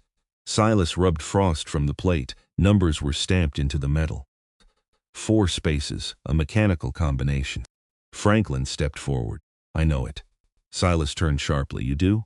Franklin nodded. He entered 4 numbers. Nothing again, nothing. Silas smiled without humor. Looks like Arthur changed it. Franklin's jaw hardened. Sable looked at me. I thought about Claire. Dates. Names. Codes. She had made everything personal enough that Franklin could not simply force his way through. I checked the waterproof pouch. No combination. Then I remembered the photograph on Silas's wall. Claire standing beside Arthur, Station 9 behind them. There had been a date written at the bottom. I closed my eyes and tried to see it. Not the year, the day. Claire's handwriting, June 18th. I looked at Franklin. When was Claire's birthday? He stared at me. You married her. I know when her birthday was. I am asking whether you know. His face changed. June 18th. I entered the numbers. The lock released. Silas looked at Franklin. That one had to hurt. Franklin said nothing. I opened the gate. Beyond it, the floor dropped into a wide stone chamber. My flashlight crossed rows of old steel cabinets. A long wooden table. Survey equipment. Metal tubes sealed at both ends. No gold. No stacks of money. Nothing cinematic. Just paper. Boxes. Records. Truth rarely looks impressive until somebody tries to destroy it. Sable walked to the center of the room, then froze. Her nose lifted. I smelled it 1 second later, smoke. Not from Station 9, here down. I dropped beside the nearest cabinet. Silas followed. Franklin remained standing. What? I pointed. A thin stream of gray smoke drifted from the far tunnel. Then footsteps. Someone was already inside. Silas whispered, there is another entrance. Franklin looked at him. You said it collapsed. I said I thought it collapsed. A flashlight beam moved across the far wall. Sable's muscles tightened. I touched her collar. Stay. 2 men entered. Neither saw us. One carried a gasoline can. The other carried a handgun. My stomach dropped. The armed man wore a dark jacket with a Calder Ridge logo on the chest. Not Whitmore Security. He pointed toward the cabinets. Start with the ledgers. The other man unscrewed the fuel cap. Franklin moved. I grabbed his coat and pulled him down. He glared at me. I put a finger to my lips. The man with the fuel can began pouring gasoline across the floor. Silas leaned toward me. If that catches, we lose everything. I know. Franklin whispered, we cannot let them burn it. No, he looked at the armed man, then at me. You have a plan? Not yet. That is comforting. I almost told him where he could put his comfort. Then Sable's ears moved. Another sound. Someone behind the men. A groan. The armed man turned. Quiet. I followed his flashlight. A third person was sitting against the wall, hands bound. Blood down one side of his face. Wesley Cade. He was alive. And he was not the man who had fired the gun. The Calder Ridge man walked toward him. You should have stayed out. Wesley spat blood onto the floor. You shot one of my people. He reached for his radio. He was unarmed. Bad night for principals, now we knew. The gunshot inside Station 9 had come from Calder Ridge. Wesley had not been chasing us alone. Someone else had followed his team into the mountain. The man with the gasoline continued pouring. I leaned toward Franklin. How many people did Wesley bring? 3. One is injured. Franklin's face tightened. Where are the others? I shook my head. Unknown. The armed man crouched in front of Wesley. Tell me where the original trust instrument is. Wesley laughed weakly. You think Franklin told security where he hid family secrets? The Calder Ridge man hit him. Franklin flinched. That was the first time I saw guilt on his face without anger covering it. The man raised the pistol again. I made the decision. Maybe it was training. Maybe stupidity. Maybe Claire was right about me all along. I whispered to Sable. Watch. She knew the command. Her entire body changed. Still, focused, waiting. I pointed toward the man with the gasoline. Then I looked at Silas. When the lights go out, get Wesley. What lights? I reached behind me. An electrical panel stood mounted against the cabinet. Old breakers. I pulled the main handle. Darkness swallowed the vault. Someone shouted. A flashlight swung wildly. I moved. Sable moved faster. The gasoline man barely had time to turn before 60 pounds of German Shepherd hit his legs. He fell hard. The can rolled away. I heard the armed man fire. The shot exploded inside the stone chamber. Too loud. Too close. A bullet struck metal somewhere behind me. I crossed the distance toward the muzzle flash. He fired again. I hit his wrist with both hands and drove him against the wall. The pistol dropped. He swung at me. I took the punch across the cheek. White light filled my vision, then old reflexes returned. I trapped his arm, turned, used his weight against him. He hit the floor. I pinned him. Do not move, he tried. I tightened the hold. I said, do not move. Across the room, Sable barked. The other man kicked free and scrambled toward the gun. Sable, she intercepted him. Not at the throat, not the face. She hit his forearm and held, years of training compressed into one controlled movement. He screamed, call her off, stop reaching. He stopped. Sable, release, she did, then stood over the pistol. Good girl. Silas turned on a lantern. Dim yellow light returned. Wesley lay against the wall, breathing hard. Franklin was beside him. Not me, not the documents, Wesley. Franklin cut the restraints from his wrists. I am sorry. Wesley looked at him. For which part? Franklin stopped. Even bleeding, Wesley had chosen the right question. Silas retrieved the handgun. He removed the magazine and cleared the chamber. Then he looked at the gasoline spreading across the stone. "We need ventilation," Wesley coughed. "There are more of them." "I turned many too outside." "Where?" Singh says. Franklin looked at him. "Who sent them?" Wesley stared at his employer. "You really do not know?" "No." Wesley laughed once, then winced from the pain. "Graham Vale." Franklin went pale. "I recognized the name from Claire's files. An attorney. Whitmore Development's former outside counsel. What does he have to do with Calder Ridge?" Wesley answered, "Everything." Silas looked at Franklin. "You hired him for 15 years and—" Franklin's voice dropped. "He handled acquisitions." There it was. The man who knew every dirty deed, every disputed parcel, every concealed settlement, every vulnerability.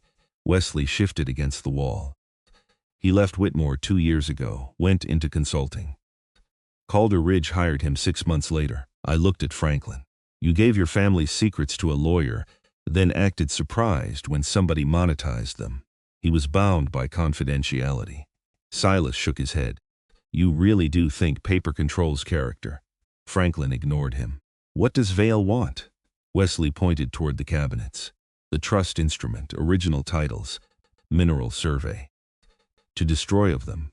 That was worse." I understood before Franklin did. "He wants selective evidence." Wesley nodded. "Destroy enough records to create disputes. Keep enough to pressure certain owners. Calder Ridge buys claims cheaply while everyone fights." Silas swore under his breath. It was elegant in the ugliest possible way. Chaos first, acquisition second.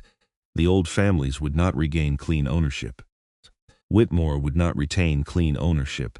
Everybody would become desperate. And the buyer with the deepest pockets would win. Franklin sat back against the wall. For the first time since I met him, he looked old. Not powerful. Not wealthy old. "This is because I kept it hidden." Nobody answered. He said it again. "To protect the company, I kept everything quiet." Silas looked at him, and quiet became valuable. Franklin stared at the floor. I wanted satisfaction. I had imagined a moment like this since he threw Claire's cedar box into the snow. A moment when Franklin Whitmore finally understood that every decision he had justified had brought him here. But seeing him broken did not make Claire alive. It did not repair stolen land. It did not make me feel warmer. Arthur had been right.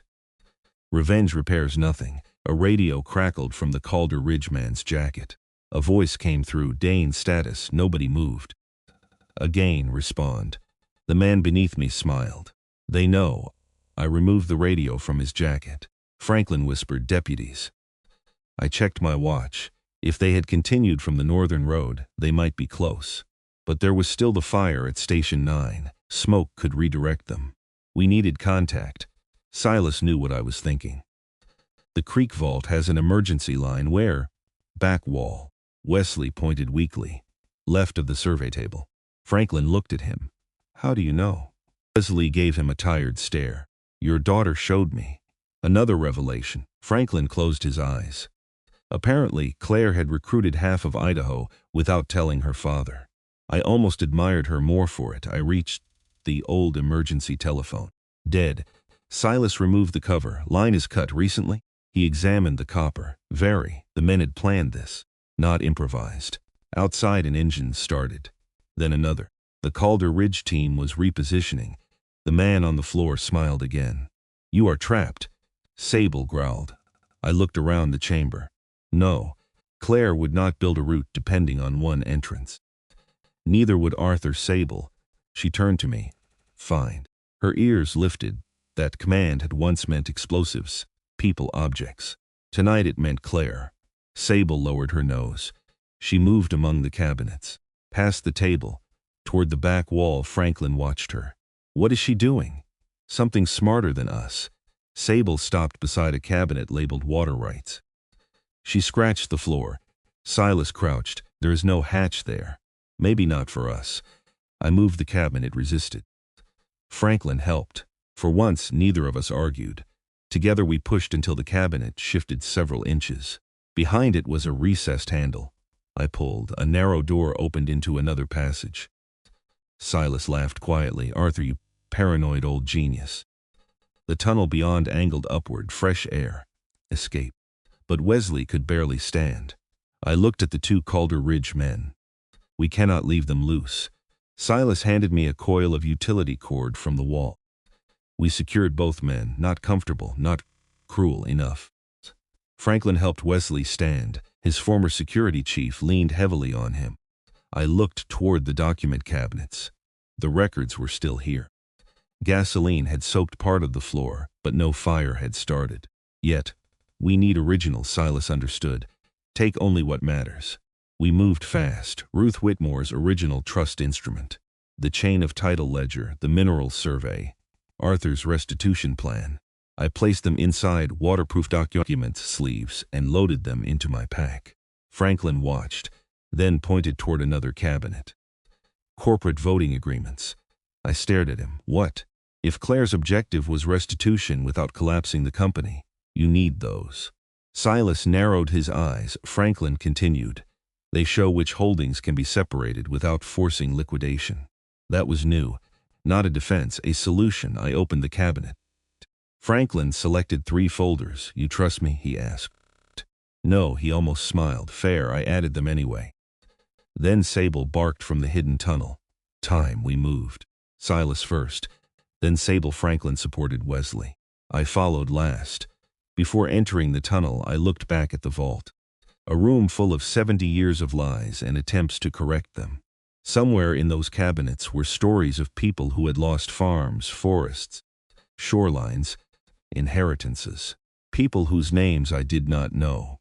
That mattered. This could not become a story about Evan Mercer inheriting $180 million. The money was never mine. That thought arrived with complete certainty. Claire had not brought me here to become rich. She had brought me here because she needed someone who could walk away from becoming rich. I closed the hidden door. The tunnel climbed steeply. Wesley struggled. His breathing worsened. We stopped twice. Franklin refused to leave his side. I noticed that. So did Wesley. Thought I was just payroll, he muttered. Franklin adjusted his arm around him. You have worked for me 23 years. You never remembered my daughter's name. Franklin had no answer. Wesley smiled bitterly. Megan. Franklin looked at him. Her name is Megan. Wesley said nothing. Small things. I had learned that people rarely change during grand speeches. They change when some small truth becomes impossible to ignore. We reached another steel hatch. Sable sniffed beneath it. No growl. I opened it. Snow collapsed onto my shoulders. Cold air poured in. We emerged among thick pines several hundred yards downstream from Silas's house. Blue and red lights flickered through the trees. Deputies. Finally. I raised both hands immediately. Sheriff's Department, someone shouted. Evan Mercer, keep your hands visible. I did. 3 deputies approached. One recognized Sable and relaxed slightly. Behind them came an emergency medical team on snow machines. Within minutes, Wesley was on a stretcher. The 2 Calder Ridge men were pulled from the vault and placed in restraints. The gasoline was secured. A fire team redirected toward Station 9. The stuff there had begun in the office, but had not yet reached the deeper archive. One of Wesley's security men had suffered a gunshot wound to the shoulder. Alive, stable, no deaths. I heard that information and felt my entire body release tension I had not realized I was carrying. Then a deputy approached Franklin. Mr. Whitmore. Franklin straightened. The deputy's expression was professional. You will need to come with us. For what? We have questions concerning forced entry at Station 9, the actions of your security team, and multiple property documents. Franklin looked at me. For one moment I expected the old man from the porch. The one who believed wealth could dictate the room. Instead, Franklin extended his hands. Do what you need to do.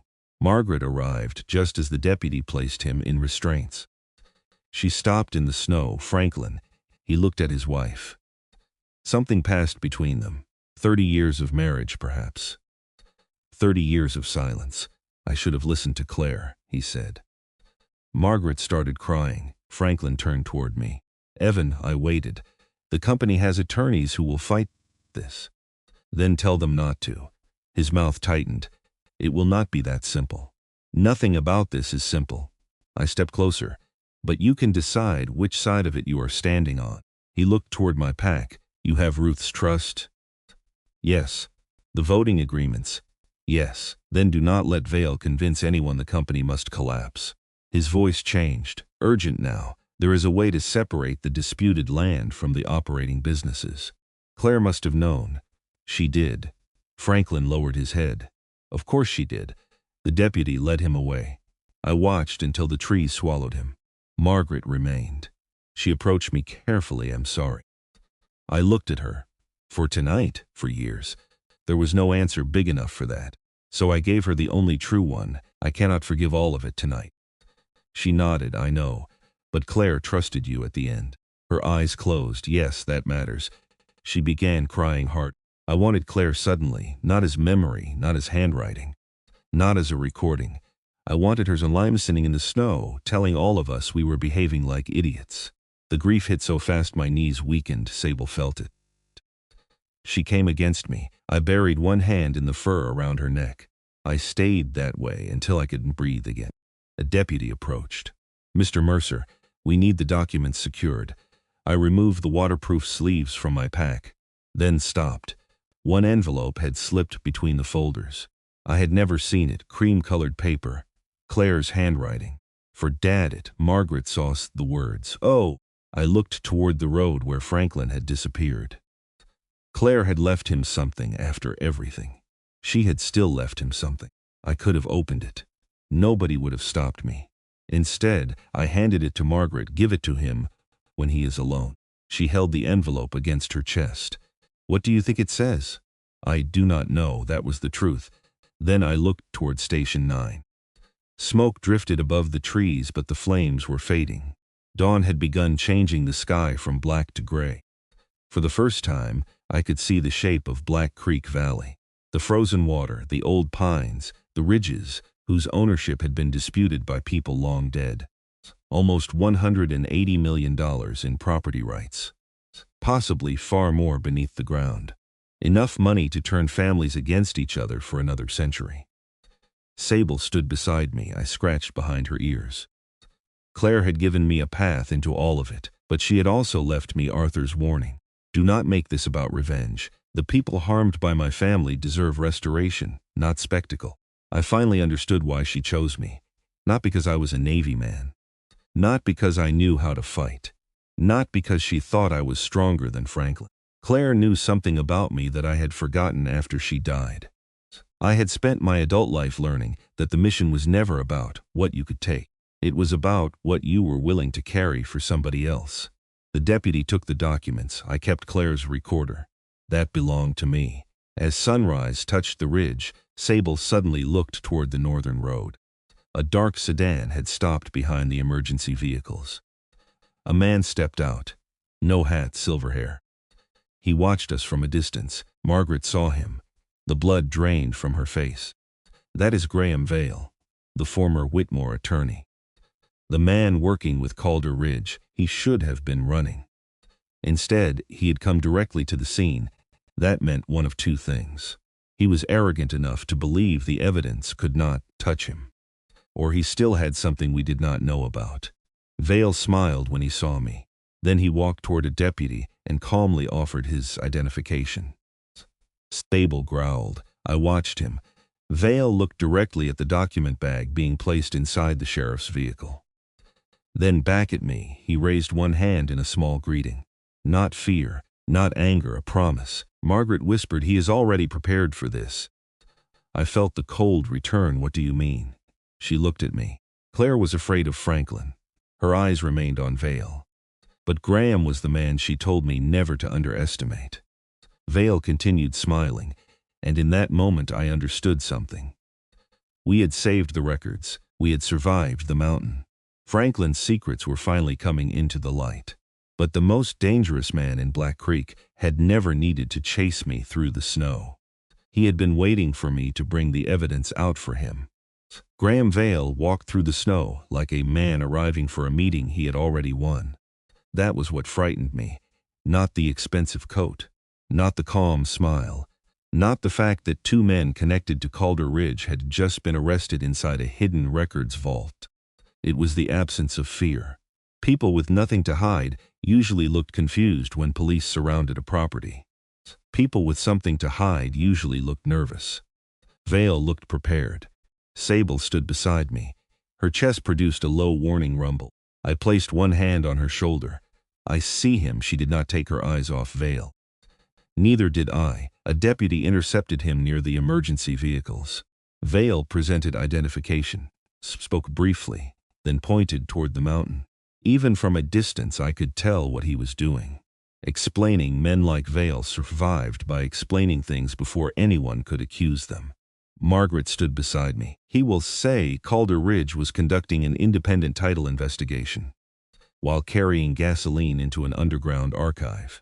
He will say those men acted without authorization. Convenient. He has spent 30 years making convenient things sound legal.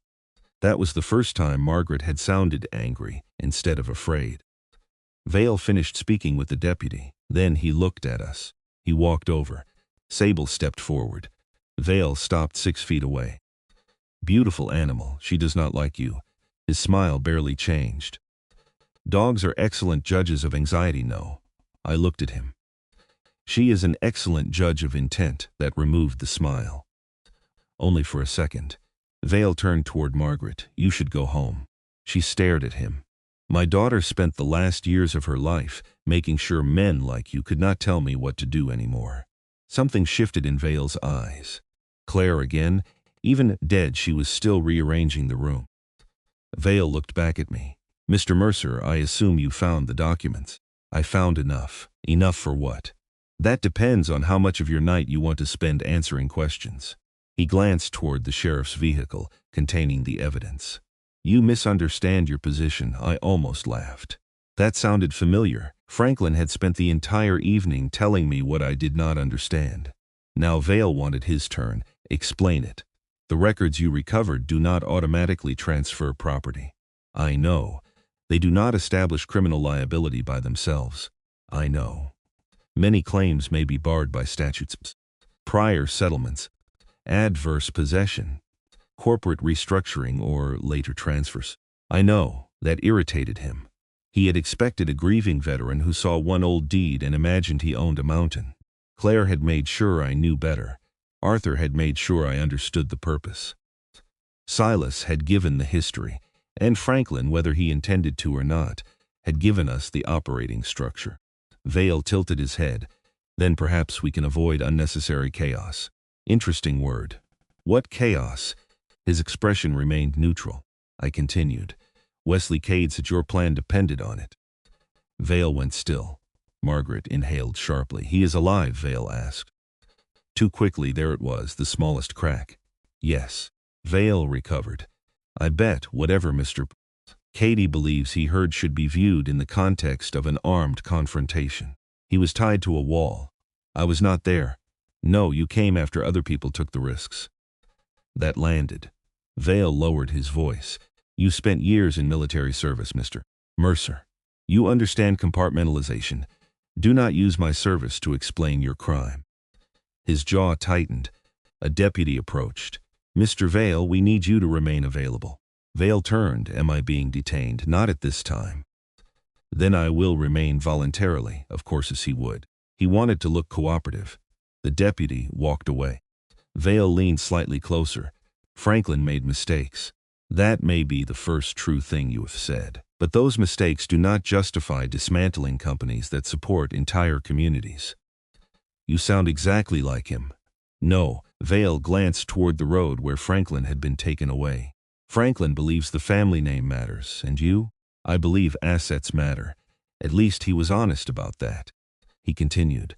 The disputed holdings are valuable because they can be developed. Restoring fragmented ownership will freeze projects for decades. To the people whose families owned the land, to hundreds of descendants who may not agree with one another. Still their decision. Vale shook his head. That is sentiment. No, that is ownership. His expression hardened. You think because your wife left you documents, you have the moral authority to determine the future of northern Idaho? No, I looked toward the evidence vehicle. That is the point. He waited. I do not get to decide. The first time, Graham Vale had no immediate response. I continued. Neither does Franklin. Neither do you. What do you propose? Open the records. Margaret looked at me. Vale almost smiled. You would destroy Whitmore Development. Not necessarily. He stopped smiling. I had his attention now. Claire and Arthur built a restitution plan. Vale stared at me. I continued. The corporate voting agreements separate the operating businesses from the disputed land holdings. How do you know that? Franklin told me. That finally unsettled him. Not much. Enough. You are bluffing. No. Vale looked past me toward the emergency vehicle. He was calculating. Years of preparation depended on Franklin continuing to hide the truth. Franklin cooperating changed the mathematics. Vale spoke slowly. Whatever he told you will change once his attorneys arrive. Maybe. I shrugged. But Wesley is alive. Your men are alive. The documents are intact. And the sheriff knows exactly where everything came from. Vale's eyes narrowed. You should be very careful with the phrase your men. The deputy behind him spoke. He should not have to. We both turned. A woman wearing a heavy sheriff's coat had approached without either of us noticing. She introduced herself as Sheriff Naomi Calder. No relation to Calder Ridge, she clarified immediately. Under different circumstances, I might have appreciated the irony. She looked at Vale. Mr. Dane, the individual recovered from the vault, has requested counsel. Vale remained expressionless. That seemed sensible. He also asked whether cooperation would affect potential charges. That landed harder. Vale glanced at me. Sheriff Calder continued. And investigators recovered communications from his satellite phone. Silence. For the first time since he arrived, Vale looked toward his vehicle. Not much, a fraction of a second. Sables, so did I. Escape. Calculation. The sheriff saw it too. Do not. Vale looked at her. I beg your pardon? Whatever you are thinking about doing, do not. His shoulders relaxed. You misunderstand me. People keep saying that tonight. I almost smiled. I liked her already. Two deputies moved closer. Vale looked at Margaret, then me. The calm returned. Nothing on a telephone proves conspiracy. Sheriff Calder nodded. That is why we investigate before deciding what it proves. Then I assume I am free to leave. No, that one word finally changed his face. On what basis? Mr. Dane identified you as the person who instructed the team to recover selected records before Whitmore Security reached them. Vale said nothing. The sheriff continued. He also says the fire at Station 9 was meant to destroy duplicate records. Margaret covered her mouth. I felt Sable press against me. Vale looked at me one last time. There was a smile now. You have no idea what you have started. I thought about the Whitmore porch. The cedar box. Claire's voice, the hidden road, the mountain, the creek, the men willing to burn history for profit. Then I looked at Graham Vale. No, I shook my head. Claire started it. Sheriff Calder turned him around. The handcuffs closed. Vale did not resist. Men like him rarely fight once force stops being useful. They fight with paper, lawyers' delays, doubt, and he was right about one thing. The real battle had only begun, but it would not happen in a tunnel. It would happen in daylight. 3 weeks later, I sat in a conference room in Coeur d'Alene with more attorneys than I had spoken to in my entire life. Sable lay beneath my chair. She hated conference rooms. So did I. On one side sat representatives from Whitmore Development. On the other sat attorneys representing descendants of 12 Black Creek families identified in Ruth's original records. Silas sat near the end. Margaret sat beside him. Franklin sat across from me. No handcuffs. No expensive confidence either. The district attorney had not charged him with ordering violence. There was no evidence he had intended his security team to harm anyone. But the forced entry at Station 9, the concealed trust records, and decades of questionable corporate conduct were under investigation. He had resigned as chairman, temporarily according to the company. Possibly forever, according to everyone else. Wesley survived surgery. His injured security officer recovered. Both gave statements. Graham Vale and the Calder Ridge operatives faced a collection of criminal allegations that would take months to sort out. I stopped trying to memorize them. Claire's attorney, Rebecca Sloan, sat beside me. She placed a document on the table. This is the controlling instrument. Everybody went quiet. Ruth Whitmore's trust. The paper was old. The consequences were not. Rebecca explained it in plain English. If the trust was recognized, substantial land interests and associated rights would transfer into a restitution entity. Not to me, not directly to Franklin, not to the state. To a structure representing verified successor families. The current market value of the disputed surface land, leases, and associated commercial rights was estimated at nearly $180 million. The mineral rights were more complicated. Potentially worth much more. Potentially worth much less. Nobody knew, and for the first time that uncertainty did not bother me. Money had caused enough damage before anyone even dug a hole. One attorney asked the question everyone expected. What does Mr. Mercer receive? I looked at Rebecca. She looked at me, then she answered. Under Claire Mercer's estate plan, Mr. Mercer receives controlling authority over the Whitmore Restoration Foundation, established by Arthur Whitmore. Murmurs filled the room. Franklin looked down. I had learned about the foundation only days earlier. Arthur created it secretly. Claire completed it. Its purpose was to coordinate claims, preserve land where possible, compensate families who preferred financial settlement, and protect operating businesses from unnecessary collapse. Claire had named me temporary trustee, not owner trustee. There was a difference big enough to save me from becoming the thing I hated. The attorney continued. And the foundation's assets? Rebecca glanced at me. Approximately $16 million in liquid reserves and minority business interests. Everybody looked at me. I hated that. $16 million sounded like wealth. To me, it sounded like responsibility. Franklin finally spoke. Claire chose you. Yes, not me. No, he nodded slowly. No anger, that surprised me. Then he said she was right.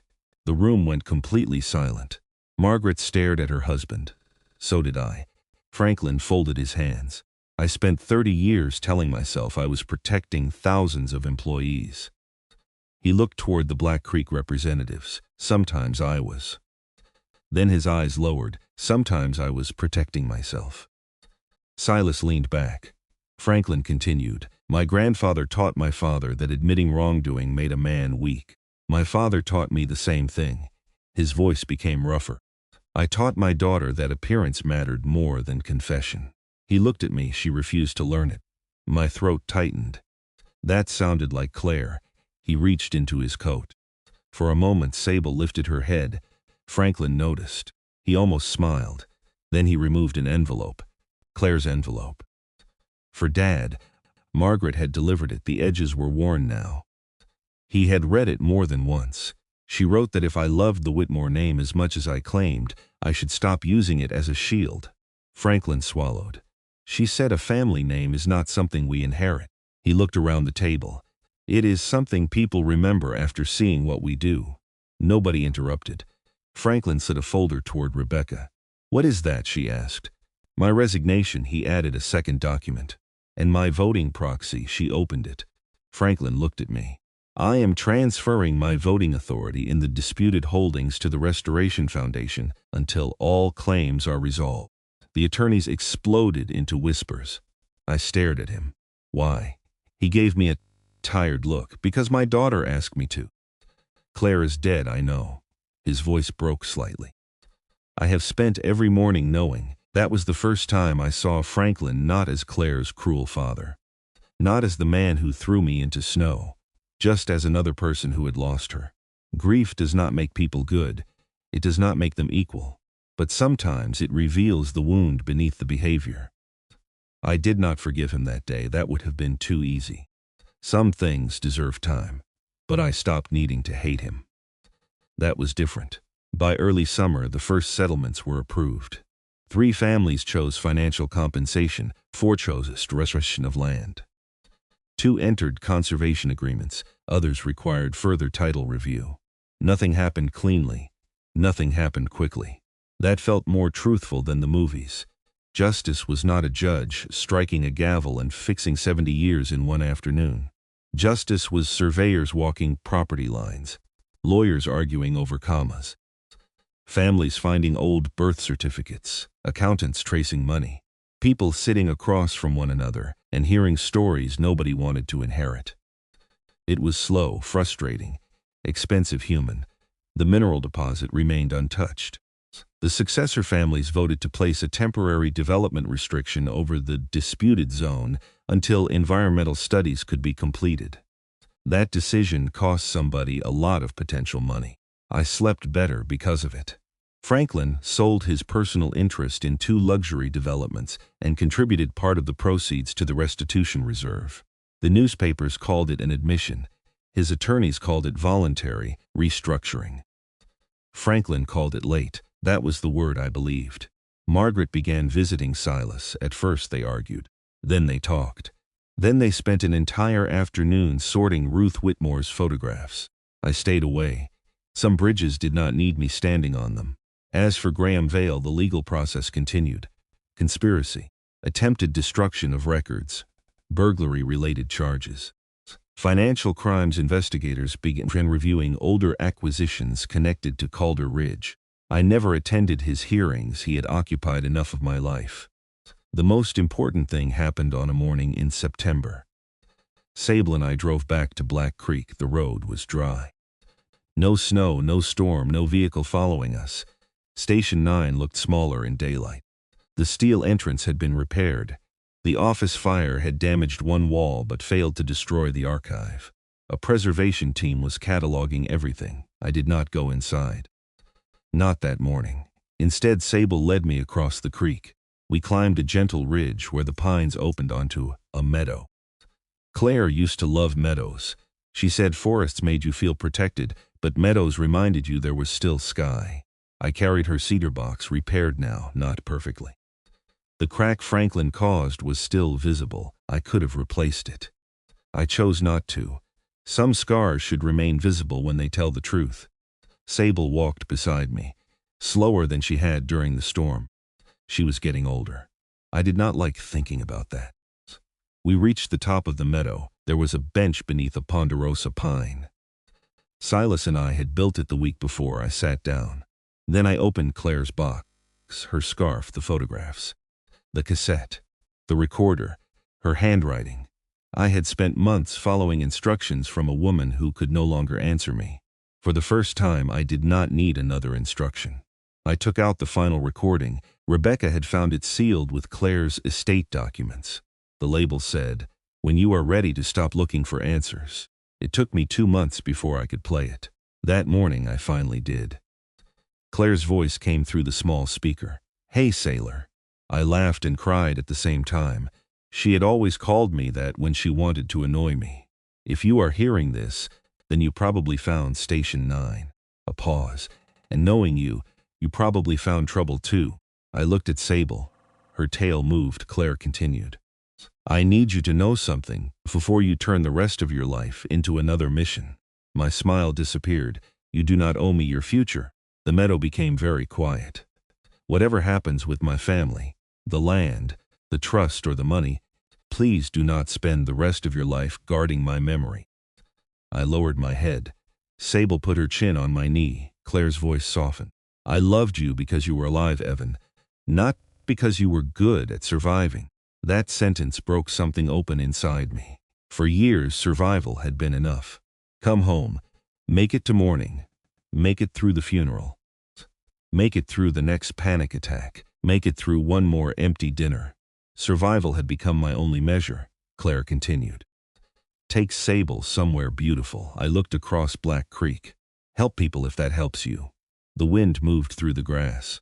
Laugh again without feeling guilty. My eyes filled. And if someday you love this world enough that losing me is not the first thing you think about when you wake up, please do not apologize. I covered my face. The recording continued. I was here. I loved you. That is enough.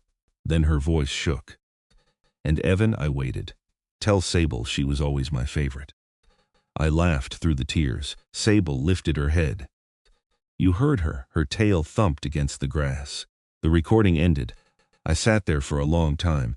No dramatic revelation. No hidden door, no fortune, and just a dog, a meadow, and a dead woman reminding her husband that living was not betrayal. That autumn, we opened the first building of the Black Creek Service Retreat. Not a luxury resort, not a monument to the Whitmores. A small place for veterans, first responders, and retired working dogs who needed somewhere quiet to recover. The Restoration Foundation funded the land. Private donations funded most of the program. Silas donated timber. Wesley, once he recovered, helped design the security system. Margaret organized family support weekends. Franklin came once. He stood near the entrance longer than necessary. Then he asked whether he could help repair a fence. I handed him a post driver. We worked for 2 hours without speaking about Claire. That was probably why it worked. Sable became the unofficial greeter. She liked older veterans best, maybe because they moved slowly. Maybe because they carried familiar smells. Maybe because dogs understand wounds without needing explanations. One afternoon I watched her approach a man named Harold. He had served decades earlier and had barely spoken since arriving. He sat alone beneath a pine tree. Sable walked over. No command, no encouragement. She placed her head on his knee. Harold began crying. I did not intervene. Sometimes helping means staying close without trying to fix the person. Claire had taught Sable that. Sable had taught me. By the following winter, snow returned to Black Creek. The first heavy storm came almost exactly 1 year after Franklin threw me from his home. I stood outside the retreat as flakes settled across the valley. Sable sat beside me. Her muzzle was grayer now. Mine probably was too. The lights of Station 9 glowed faintly across the creek. It was no longer a secret place. Researchers were cataloging the archive. Families were reclaiming histories. Some claims were still disputed. Some arguments would probably outlive me. That was all right. Truth did not need to finish its work on my schedule. Sable nudged my hand. I scratched behind her ears. You know something? She looked at me. 1 year ago, I thought we had nothing. Snow collected on her coat. I thought Franklin took my home. I looked toward the retreat, warm windows, people talking inside. A retired service dog sleeping near the fireplace. Margaret laughing at something in the kitchen. Silas arguing with a volunteer about the correct way to sharpen an axe. Life, messy, ordinary, precious. I looked down at Sable. But home was never that house. Her tail moved once. I thought of Claire, not in the hospital, not dying. Laughing in our kitchen, barefoot, stealing bacon. Alive for once, the memory did not destroy me. It warmed me. I breathed in the cold mountain air. Then Sable and I walked toward the lights. I had entered Black Creek believing my wife had hidden a fortune. What she had really hidden was a choice. I could take what remained of her family's power and use it to become another man guarding wealth. Or I could open the doors, return what could be returned. Repair what could be repaired, and use what remained to give somebody else a place to breathe. Claire knew which one I would choose. Maybe that was why she trusted me. Not because I had once been trained to enter dangerous places, but because after everything I had survived, she still believed I knew when it was time to come home. Sable walked beside me through the snow, and this time, when the door opened ahead of us, nobody was throwing us out. People were waiting for us to come inside. Evan believed the greatest thing Claire left him was a secret worth millions. In the end, her real gift was much simpler. She reminded him that justice is not about taking another person's place at the top. It is about returning what was taken, protecting people who cannot protect themselves, and knowing when pain has carried you far enough. Sometimes the door that closes behind us feels like the end of our life. But with loyalty beside us and enough courage to keep walking, that same night may lead us toward a door we never knew existed. If this story stayed with you, subscribe to the channel and turn on notifications so you do not miss the next story in our collection. And wherever you are listening from tonight, take good care of the people and animals who never leave your side.